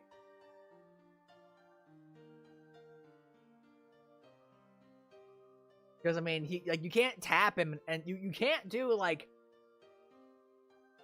You can't do tap and untap stuff with Lazav, because he has to not be in the field. In the command zones at graveyard too, so just weird eminence. I mean, affinity to deal with commander attacks. True. Yeah. That actually would work. Yes. Yeah, you're right. Eminence. I think the card would have to say command zone, right? For that to even work. To get weird eminence.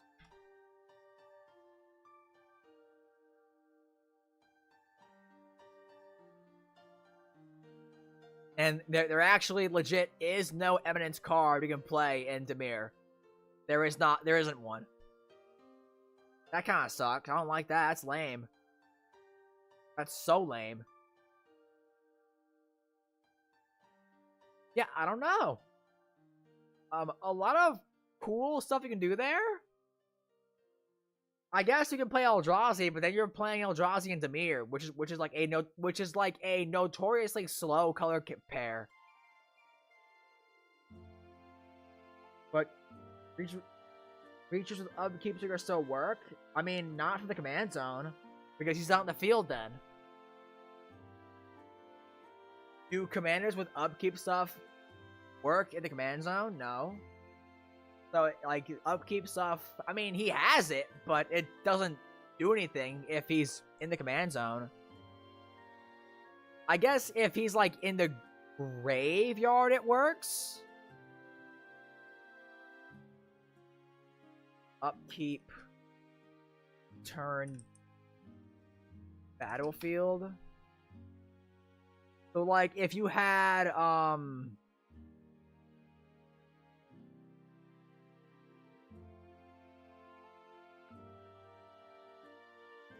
if you had,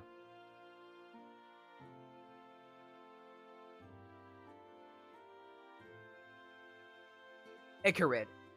If you had Icarid in your graveyard, you could exile a black creature card other than Lazav from your graveyard to return Lazav to the field. You could do that. I think there's cool stuff to do. There might be a big brain broken thing, but it seems fine. I agree. Because once he's on the field, he does nothing. He does literally nothing if he's on the field. You can Yuriko him.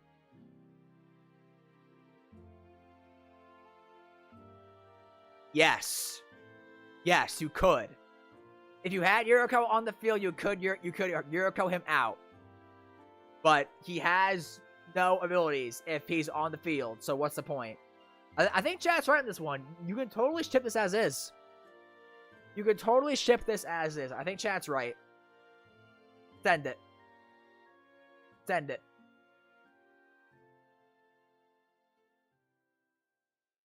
Expert. No, there are cash triggers. There are cash triggers because... No, there are cash triggers. There are cash triggers because he's not on the field when you cast him.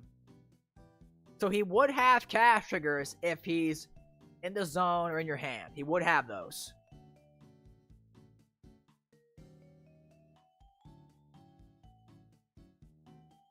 Experiencing flashback costs and supporting a very fun pop archetype. Not if you Urkel him. Oh, yeah. Sky Fishing. 1 white mana for a sorcery. Return target permanent you control to its owner's hand. Flashback, gain 3 life. Okay. Yeah, sure. As a sorcery? Yeah, who cares? It's fine. Chip it. I take on a Poison Ivy from DC. Yo, what the fuck is this text box? What am I looking at, bro? Oh my god, okay. Alright. Fine. Alright, students, please pull out your pen and paper and get ready to take notes. For Pamela Isley, Radical Botanists. 3 green, 5 mana. For a legendary human plant scientist 2/2. Plants, tree folk, fungi, and saplings you control have death touch. You may choose not to untap this creature during your untap step.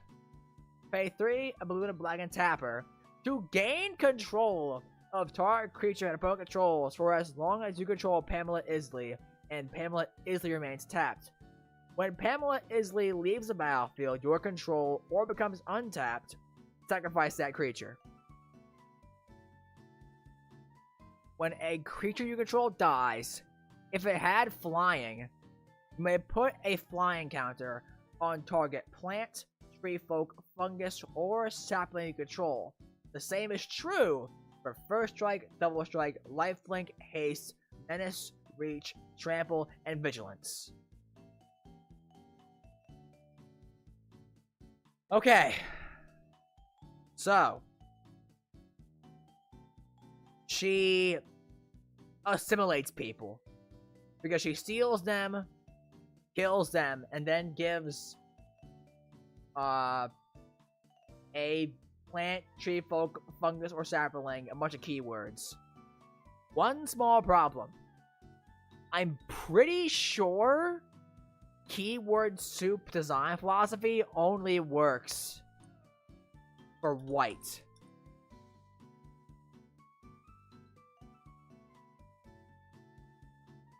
Animus is removing a creature card from your draft.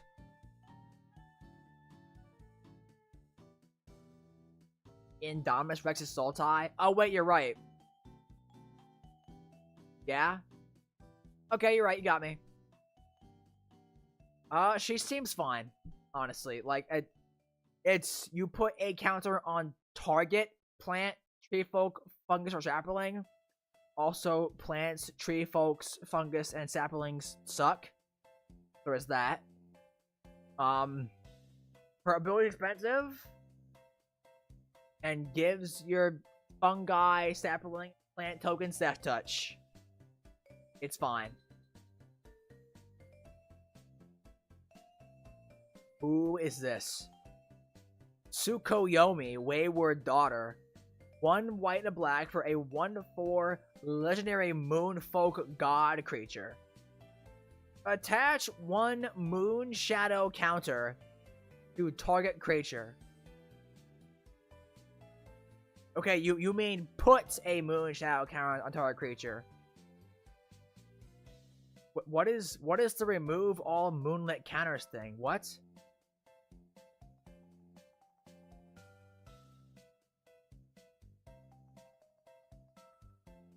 Oh, okay, I see now.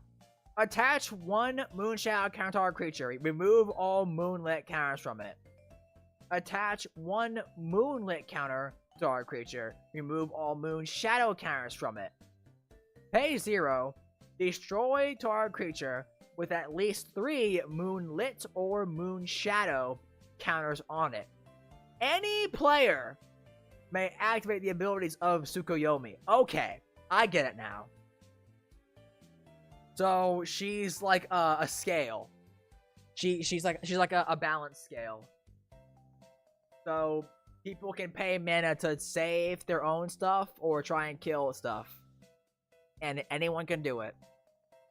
The fact that the remove all thing is a different line of text is annoying. Like, it should be attach 1 moonlit counter creature, then remove all moon shadow counters. It should be that. Not period next text. Make it all one sentence, please. There also needs to be a semicolon next to the mana costs. Cool card though. Very political. Right? Nice. By Acu posting. Up! AI art. Cringe. We got here. Art Station. Okay. Art Station is not AI, right, chat? Is Art Station AI? Allows AI work to be on a platform, but requires proper tags.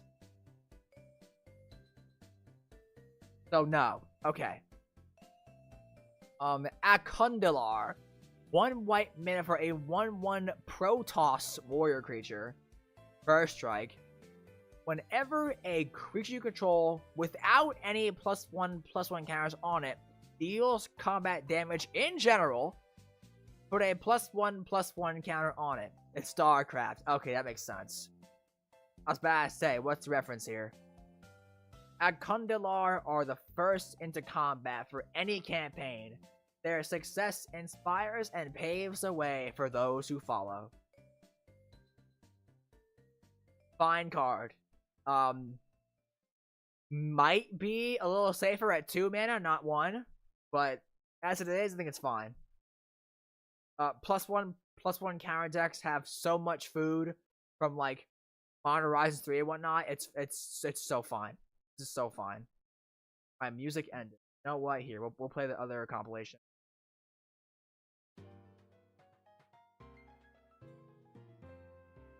Letho from The Witcher 2. Oh boy. Letho the Kingslayer. 2, a colorless and black for a legendary 4/3 Witcher assassin creature. First strike, haste, destroy target legendary creature. So it's a royal assassin that has haste. Okay. Fine. Kill as many rulers as we could, lay the blame on the sorceresses, breed chaos. Okay, that's fine. What in the world? What is happening in this art? March of Endless Lies. Double X blue-black for an instant. As a additional cost to cast this spell, you may exile any number of blue or black cards from your hand. This spell costs 2 less to cast for each card exiled this way. Each player exiles X cards from the top of their library. You may cast one of those cards without paying its mana cost. Ooh. So it's pay 4 mana instant, exile top card, or like, you know, exile a card, or exile 3 cards, or exile top 3.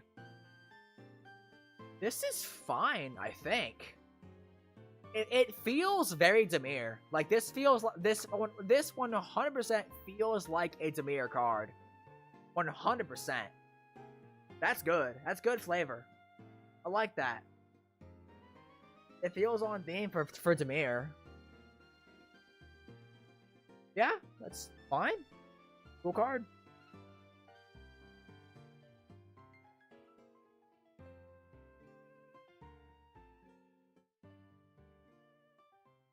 Compulsory purchase. Would it be too strong if it was mill? I don't think so. You probably could make it mill. I mean, I guess mill kind of is Samir's thing, right? Yeah. Maybe, okay, so if you wanted to make it mill, it'd have to be each player reveals the top X cards from top of their library. You may cast one for free, put the rest into their owner's graveyards. It'd be like that. Honestly, you probably could do that. Blue and black is a very mill-heavy color. You probably could do that. Because, I mean, what? You exile 5 cards from your hand and make everyone mill 5. Like, yeah, that's fine.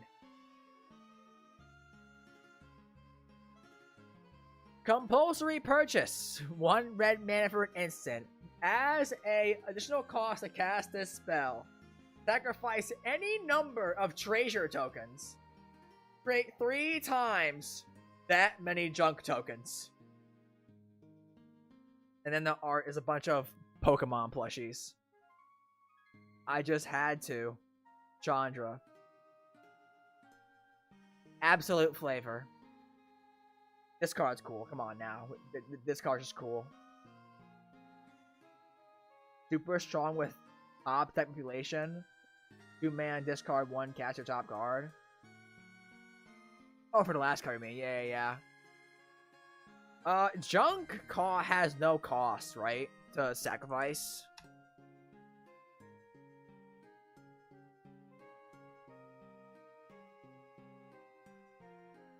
Yeah, junk is you just tap and sack it. There's no mana cost at all.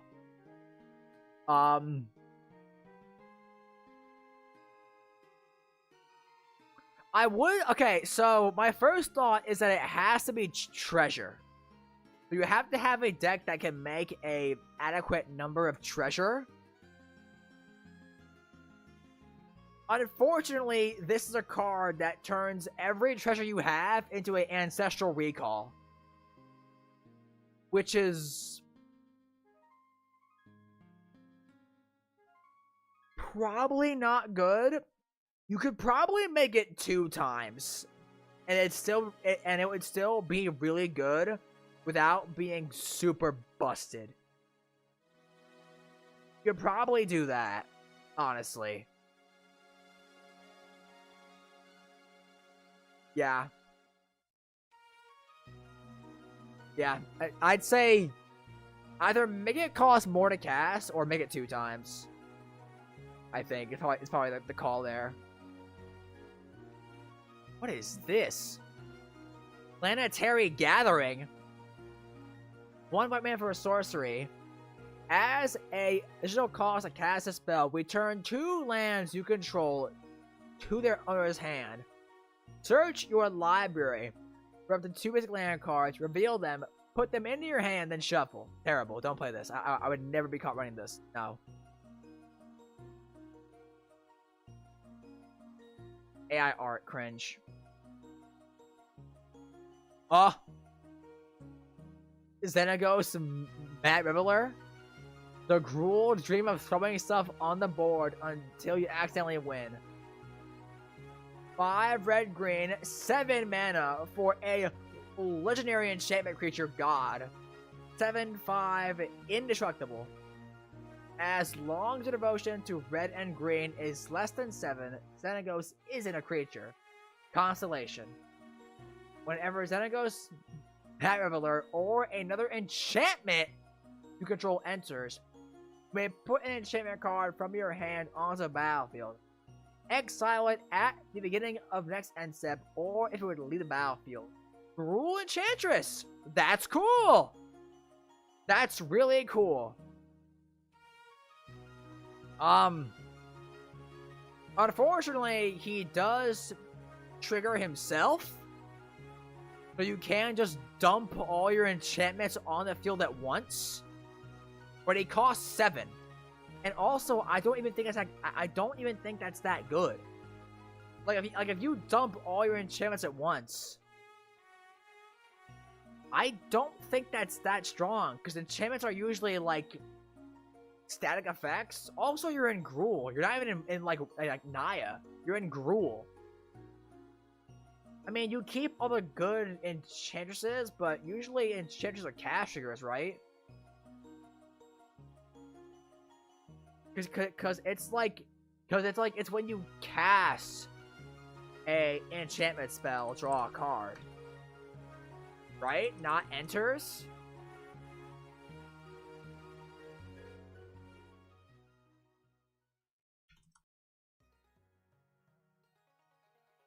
Whenever you cast an enchantment spell.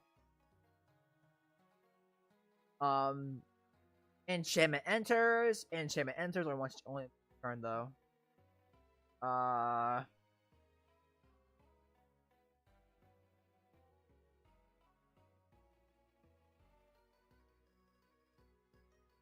Enchantment enters.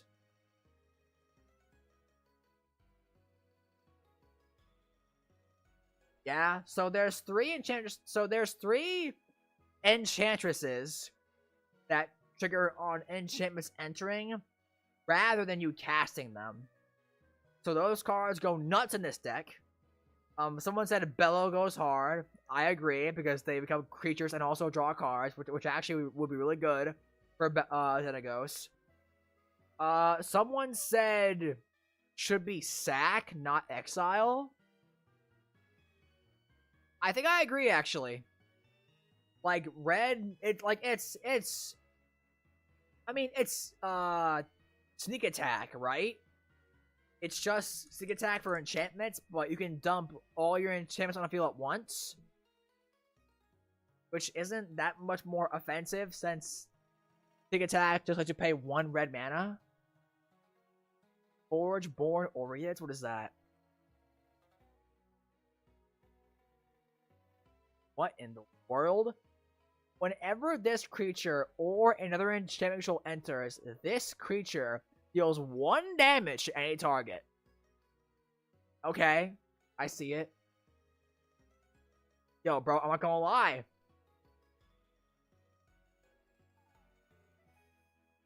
He's really cool, bro. I like him. Like, actually might be one of the, like, best designed cards you've seen on stream so far. I think you would totally make it sacrifice and not exile, and it'd still be cool. Because I don't think there's any way to recur enchantments, like, to the field in red-green, right? Isn't that, like, not a thing at all? A turn enchantment.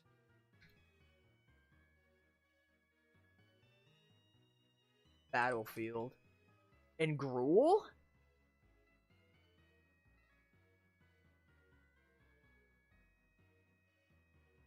There was not.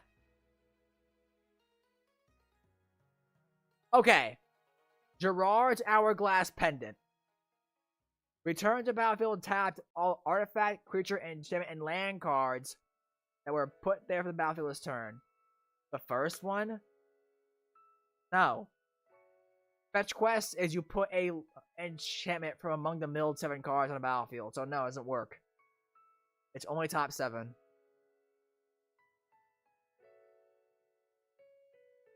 Okay, so it's literally only Gerard's Hourglass Pendant that then it goes as exile thing prevents from working. Also, the Endurance would go hard to sacrifice too. True. The Endurance would go hard. You're right. True, true, true. Yo, I'm not gonna lie. I kind of want to build him. Like, I legit want to proxy him, bro. I'm posting this. My server.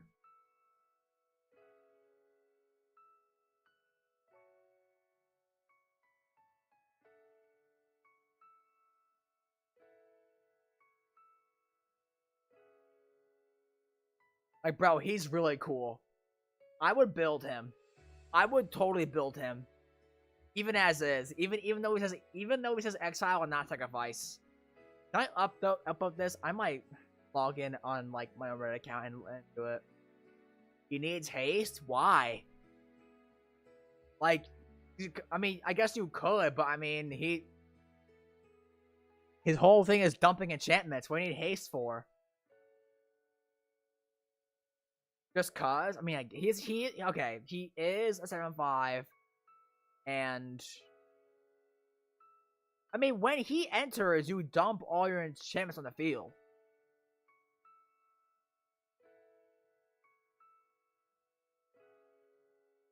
Bro, I'm gonna say it. This card, I'm gonna say it, bro. 100%. I'm gonna say it. This card is the best design card we've seen on stream so far, hands down. Klutzy Permission. Good job, girl. Good job. Very good design. WotC. Hire them.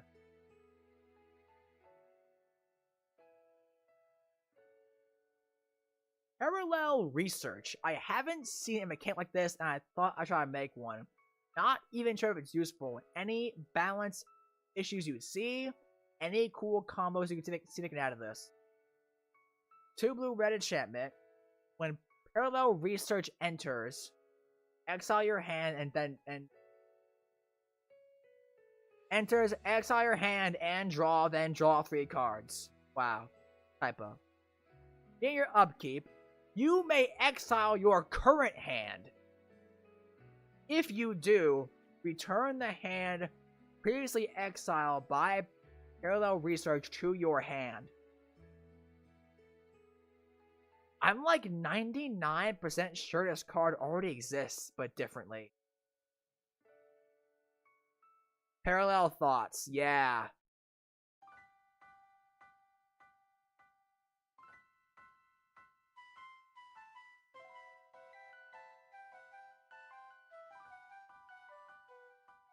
Or no, it's not this.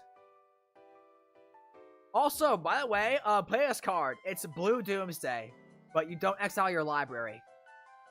It's when it enters, search for 7 cards, exile them face down, shuffle, and then when you draw cards, you may instead put cards from the exile pile into your hand.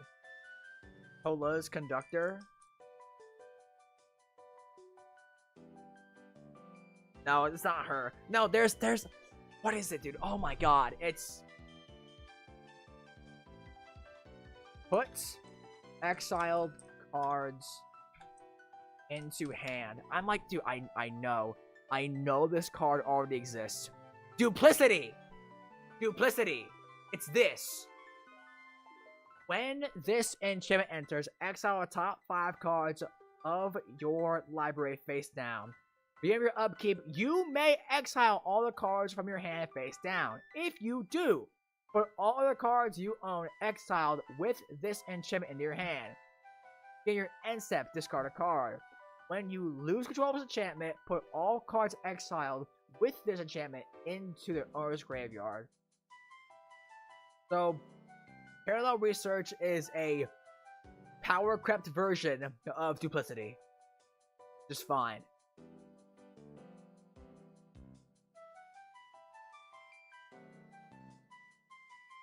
I think it's fine. Yeah, it's cool. It's cool design. I chip it. I'm not sure if there's. I'm not sure if there's like a combo to be made with it. It's just like a cool like card selection effect. Oh wait, AI? Get out of here!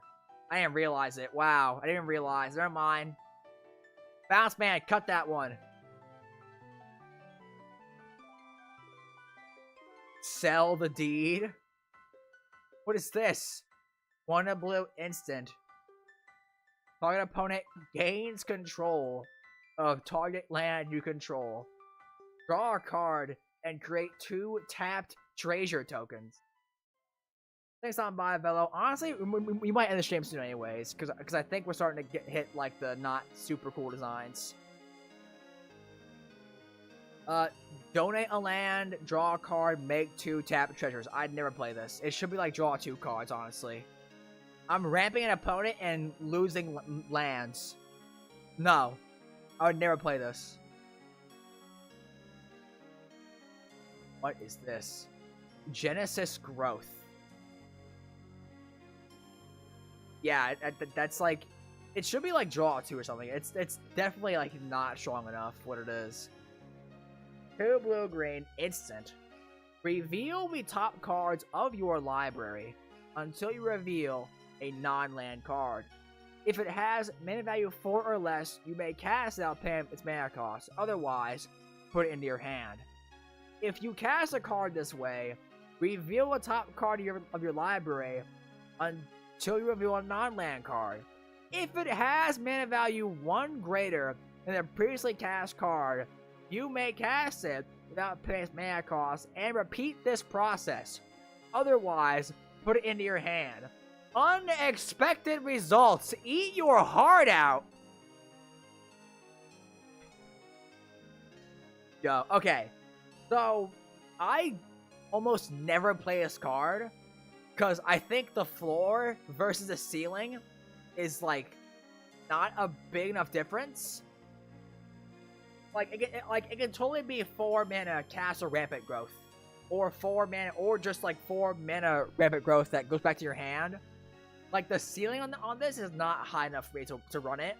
I would totally play Genesis Growth. Very cool card, Delirious. I like that. Oh, no. Dude. Okay, there's a lot here. I don't have... Okay, I can't do all that. I'll do the first page. Wait, hang on. Is there AI? There is AI! Nope.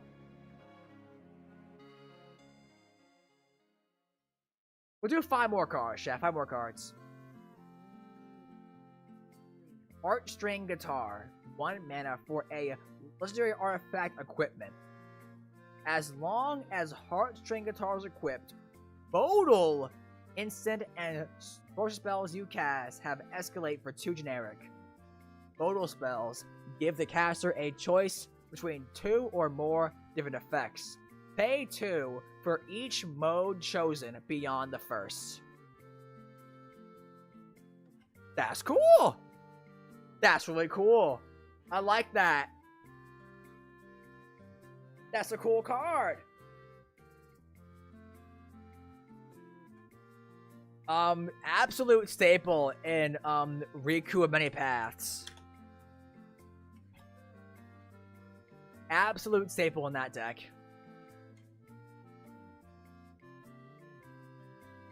What is this? White Horseman. It's... what? It's bad with cards that have choose 2 or more effects? No.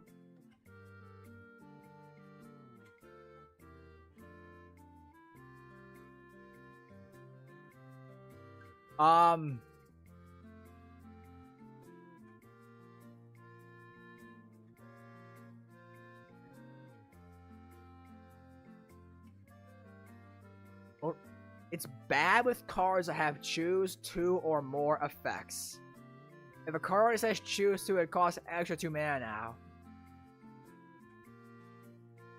Maybe. I'm not sure. I have no idea if that works or not. Wait, you might be right. You might be right. I'm not sure, actually. Yeah. Okay, yeah, you're right.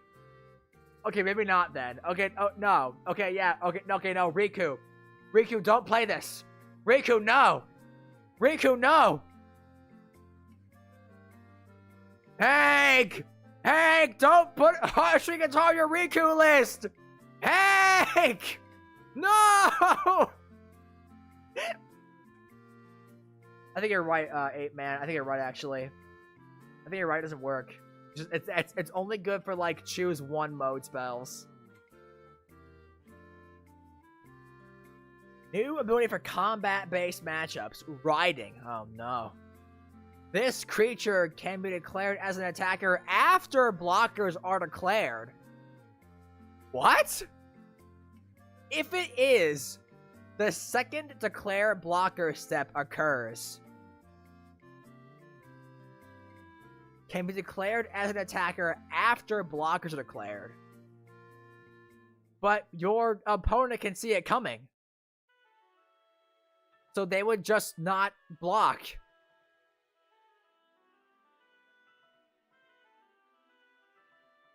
I am revising old cards, but I am unhappy with flanking and horsemanship. I wanted a general ability that could be costed cheaply and had some flavor value.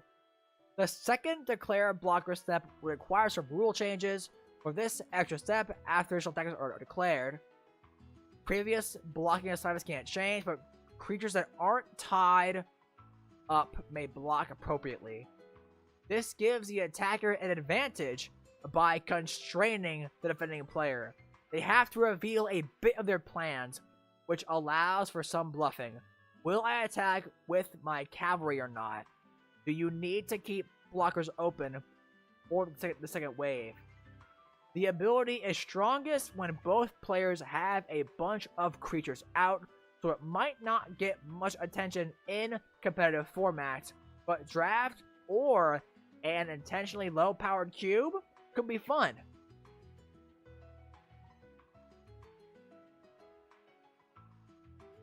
How would this work with recon effects? Attack, they block, untap, and re-attack?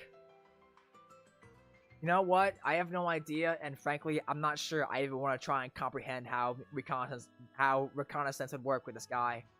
I'm not sure I want to know, to be honest. I was about to be like, no, this is weird, but honestly, the text convinced me. I like it. It's cool. Oh boy. Hang out the Shadow Triad. Hanzo the Shadow Triad. Hanzo the Shadow Triad. 1 black for a 1/1 legendary ninja creature. Shadow and Myriad. The legend rule doesn't apply to creature tokens you control. If a token created by Hanzo deals combat damage to a player, that damage counts as commander damage.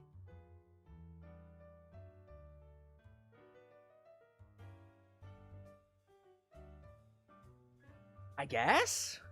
It's a 1/1. It has Shadow, so it can't block it.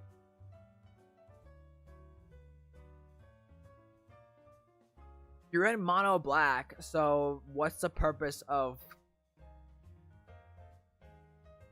Can black make token copies?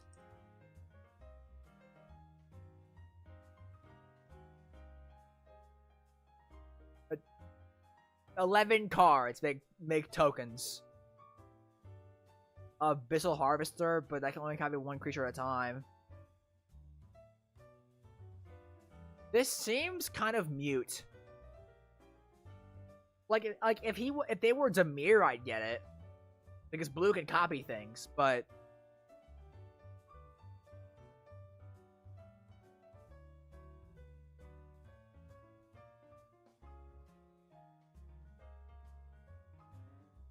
I have no idea. Like, I see the vision, but I think if we're just mono black, it's weird. This is a 99 card now? I think so, yeah. Like, you play this in, like...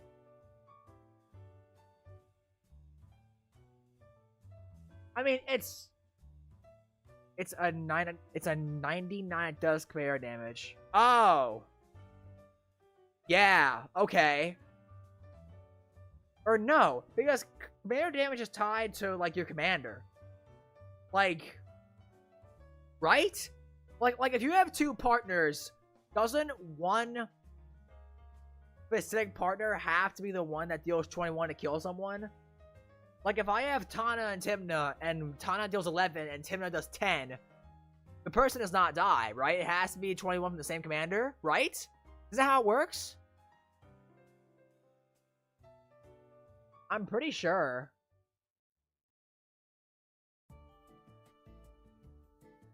Yeah, with that... Yeah, okay, yeah. So, with that said, the commander damage doesn't count. It doesn't work at all. Yeah. That sucks. It's a cool design. I see the vision. It's really cool. The art is sick as well. The art is sick too, but I mean, unfortunately, I don't think this text box works. I'm sorry, Lieutenant Kudo Dangles. I'm sorry. Your design does not work. AI art cringe. Get the hook. Format un with Kermit. 1 and a white for an instant. You may only cast this spell during an opponent's turn, and if that turn has lasted for more than 5 minutes. End the turn. Okay.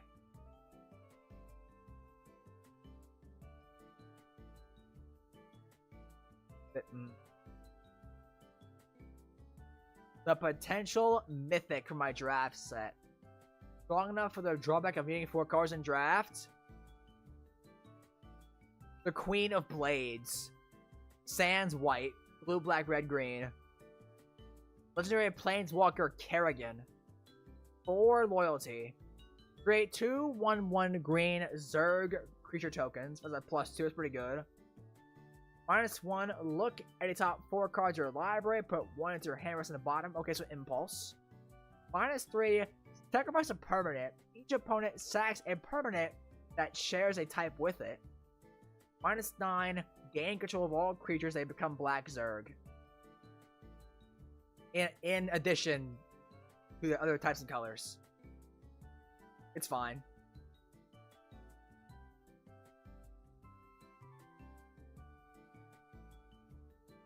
Okay, I think we're done.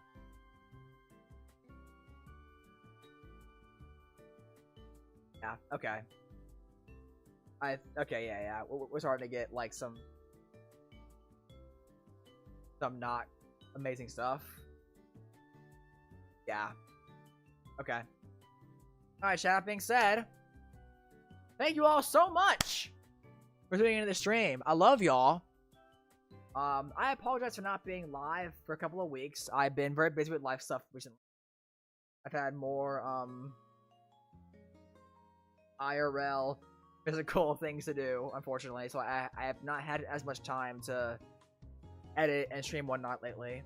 Hopefully that can change soon here. But yeah, thank you all so much for tuning in. I love y'all. Maybe I'll try and convince my playgroup to build that Xenagos card, because honestly, he looks really, really cool. I like him a lot. But yeah, consider becoming a member of the channel if you want. For only $2 a month, you'll have access to exclusive emotes and a exclusive Discord server for only you and your fellow Bounce Manners that are members.